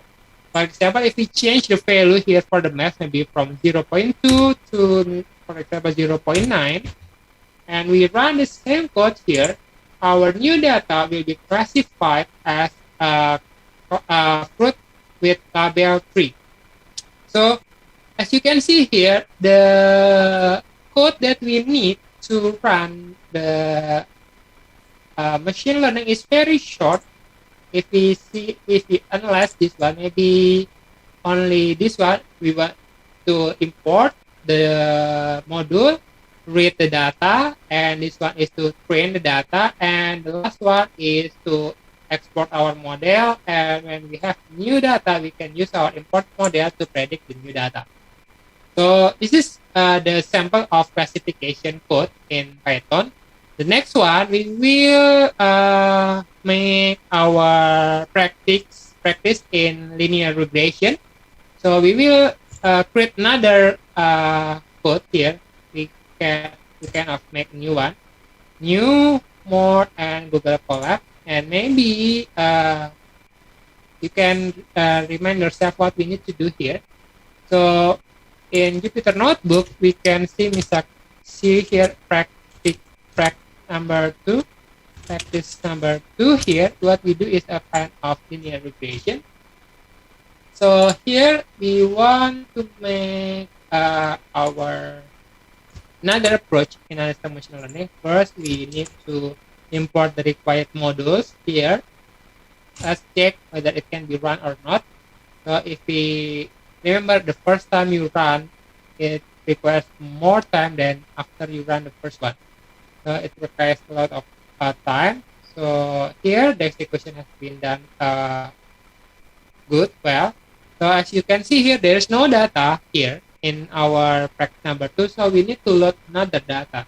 Here in this practice, I want to have some data here.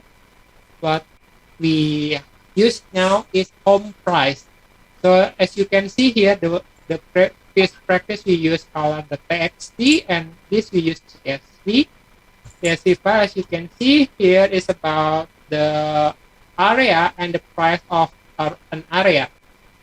So for example, we want to predict the price of a home or an area according to the square root of the area, and we want to predict the price in dollars. So we can use here the home price. So I want to close this CSV file first, then we want to run the next code here. So after we import the required file, what we want to do here, we will to read the CSV file, and we run this one, and you can see that this is the content of the file, only 5 kind of data, just to know about how to make a linear regression. Let's close this.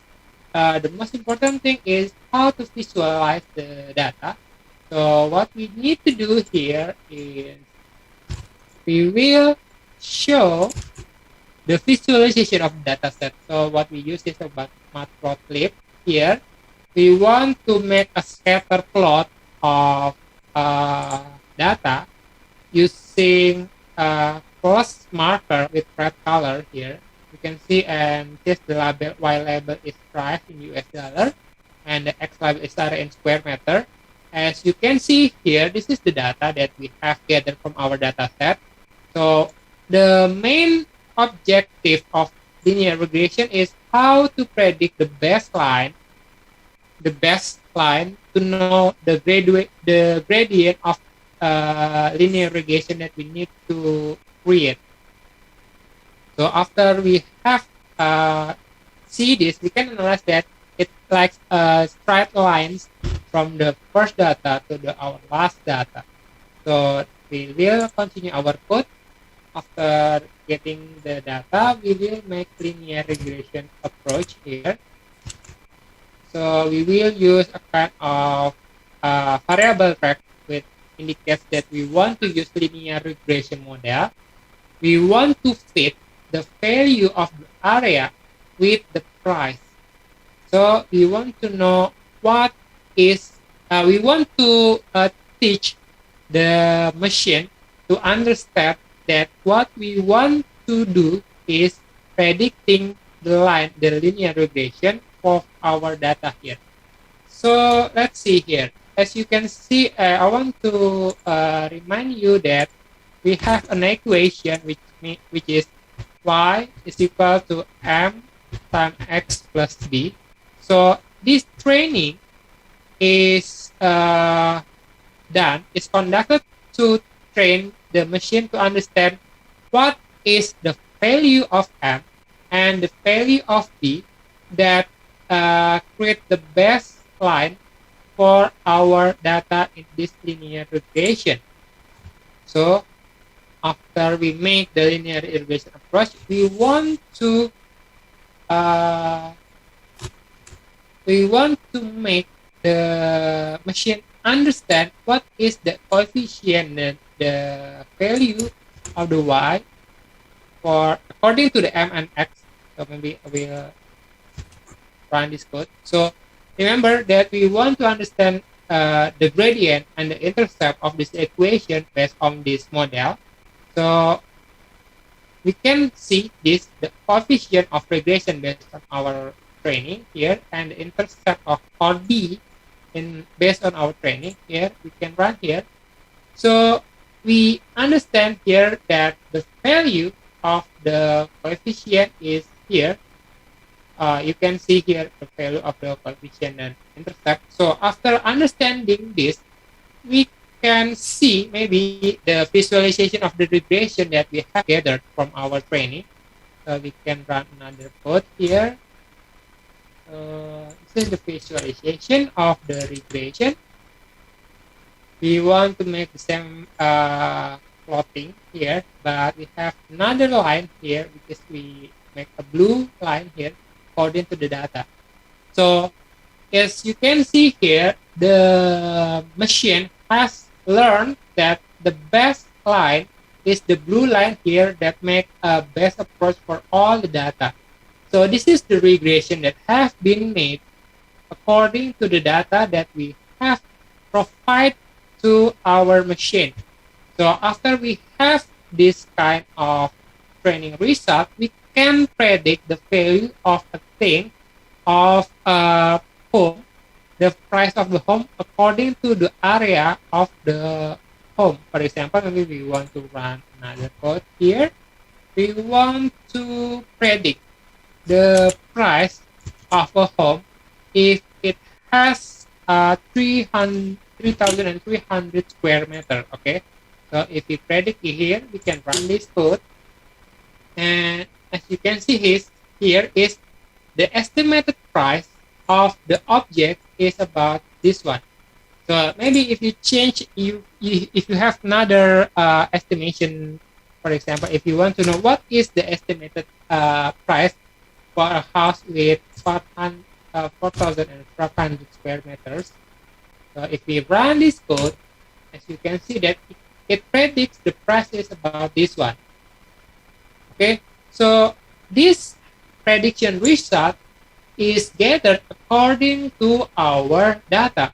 For example, as you can see here, if we change our data, for example here, home price here is the data. If we change the price, for example, this one from 6,000, we can change the data, and the result for this will be changed also.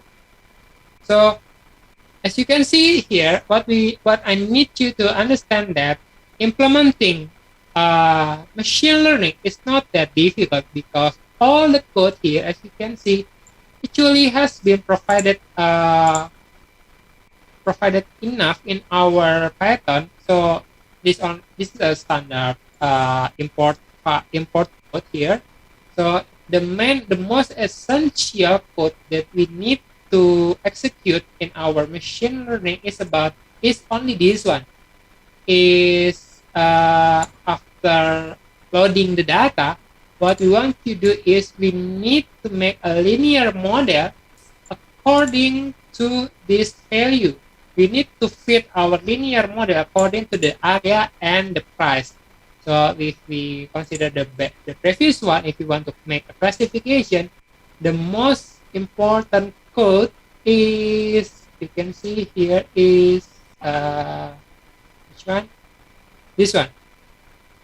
What the most important code is, we want to make a k-neighbor classifier by using 3 number of neighbors, which means the k is 3, and we fit it based on our trained data and our trained model and our trained result. So actually, in machine learning, in Python or in any other programming language, the code that we need to execute in training our model is only one line of code. For example, is this one, and this data is only this one.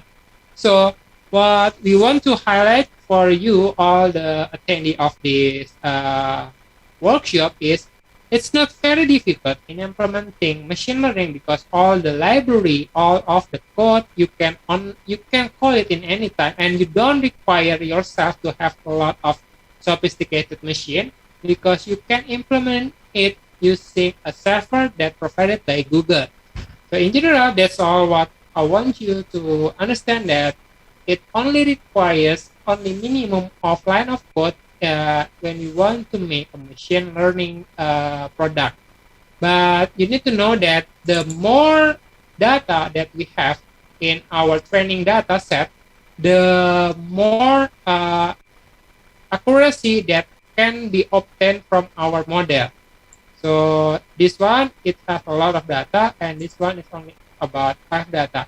And in today's computer science world, actually there are a lot of websites that provide data set for our model. For example, you can access kaggle.com, where it provides a lot of data set for our many model. So you can think that in our future, we can make a lot of machine learning model, because we have a lot of data. For example, maybe you want to analyze whether someone has a COVID-19 or not based on their cough sound, for the voice of the cough, or maybe you want to know whether someone has a good health or not according their heart rhythm, and all of this can be done easily, because all of the code, all of the machine has been provided to us using a web server. Okay, maybe that's all my presentation and this meeting. Maybe this is a kind of Q&A sessions. I'll return the session to our moderator, Mr. Grafika. Should we continue to our Q&A session, or how? Yeah, okay. Thank you, Dr. Ario, for the clear presentation related to the practical aspect. Maybe one of the maybe the audience relatively new with the Google Collapse. Maybe Google Collapse can be one of the alternative to implement the machine learning or deep learning algorithm, and someone who do not have a computer with GPU can use Google Colab also to try the algorithm and to modify. And so maybe we have still time, maybe two or 3 minutes. If there are any question from the audience, can ask directly to Mr. Ario and Prof. Wisnu.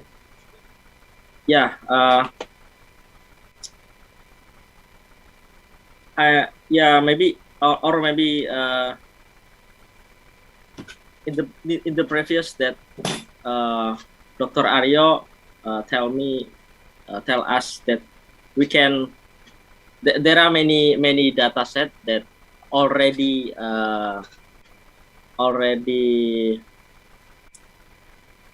include in library, and we just only maybe import or download something. But how about if we have our own data set, can I still use Google Colab?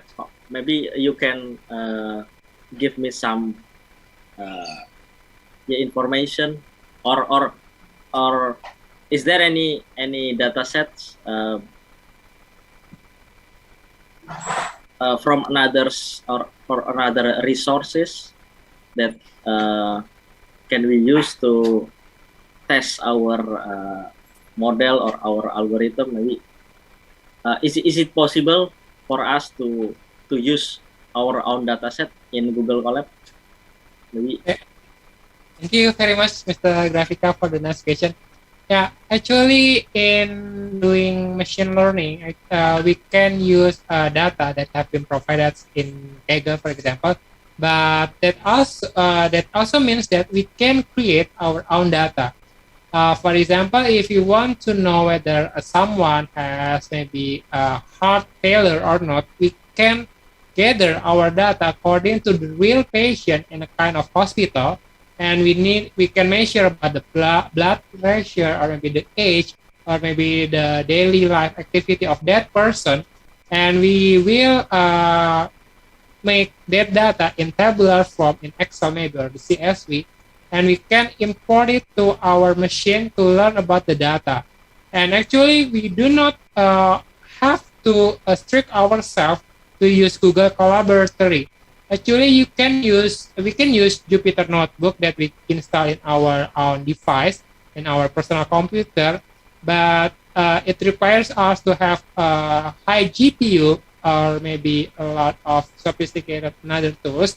Google Collaboratory is just kind of tools, it's a kind of server that we can use to implement a simple kind of data training to train ourselves actually how to make a code in machine learning. Okay, maybe I hope that answered the question, Mr. Grafika. Yeah, thank you for the explanation. Then yeah, I see that there are questions from Daddy Van Houten. I assume that it's from Indonesia. I think it's from one of our student in Q&A question and answer. I will read it out. Thank you for wonderful presentation, Mr. Ario. May I ask, there are any alternative for Google Colab? Yeah, I tried Google Colab, but usually my running training is terminated after 4-5 hours. Yeah. Yes.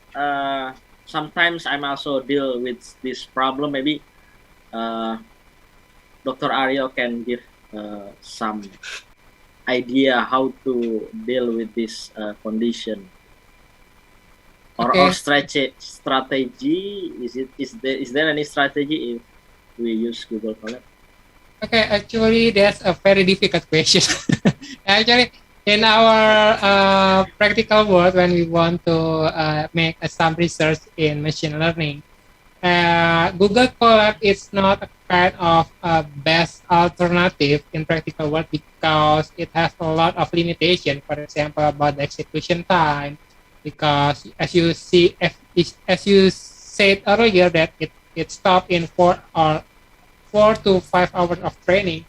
Actually, the best approach to make a machine learning is we have our own execution machine. Actually, we need a lot of high sophisticated server. That's the best choice. But of course, that kind of just requires us a lot of money to implement it, how to configure the server, how to maintain the server. So the substitution of real server is we use a Google Colab. Actually, Google Colab has a free plan as also about premium plan, maybe you can consider about using a Google Colab in premium, but it means that you need to pay some kind of money for that kind of plan. And maybe you can use another alternative, maybe TensorFlow, or you can browse it in Google. There are a lot of alternative for Google Colab, like TensorFlow, Amazon, maybe AWS. You can see a lot of alternative for Google Colab, but the principle is the same. No matter what kind of alternative you use in practice in building machine learning, the principle is if you use a free plan, it always has a limitation. So when you require a high computation machine, like it or not, you need to push yourself to spend more money to that kind of service. Whether you use it with, maybe in Fasilkom, there is a kind of Tokopedia AI Center. You can collaborate, you can make a collaboration with that kind of AI center because it has a high sophisticated machine, right, Mr. Grafika? I do not know the specification about the machine, but I think it's high. Can you, maybe you can elaborate about the specification of Tokopedia AI Center?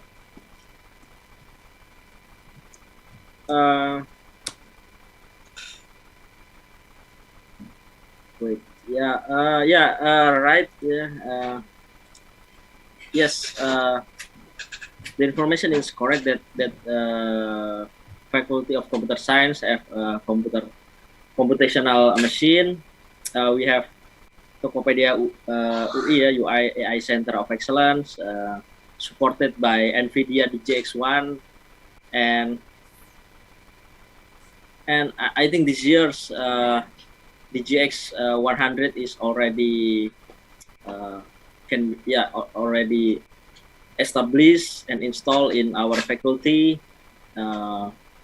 They have GPU NVIDIA Tesla P100, if I'm not mistaken, that you can access freely if you are a student of computer science or have a collaboration with us. So, I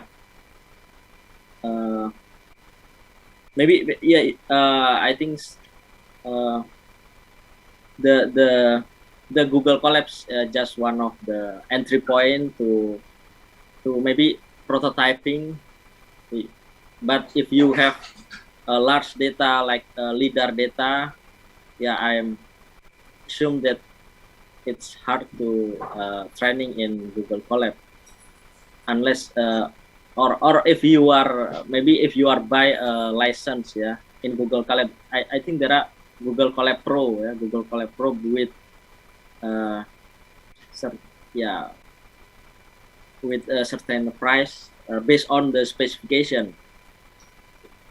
So back to Tokopedia AI Center, you can contact Dr. Adila Alfa Krishnadi as the director of AI Center.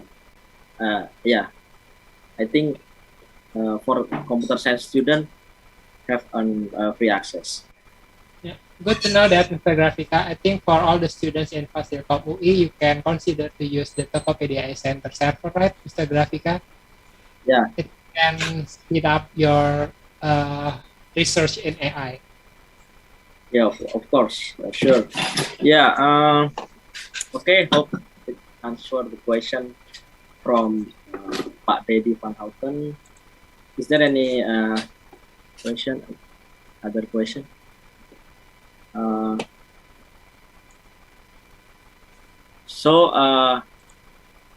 If no question, I think we can conclude this webinar. Thank you, Mr. Ario. Thank you, Prof. Wisnu and Pak Muhammad Febrian Rachmadi to deliver the webinar today. We already finished this session. Start the history. Start with the explanation about the story and the latest AI application by Prof. Jatmiko, and then followed by the fundamental of machine learning presented by Pak Dr. Febrian, and the last but not the least from Dr. Ario that explain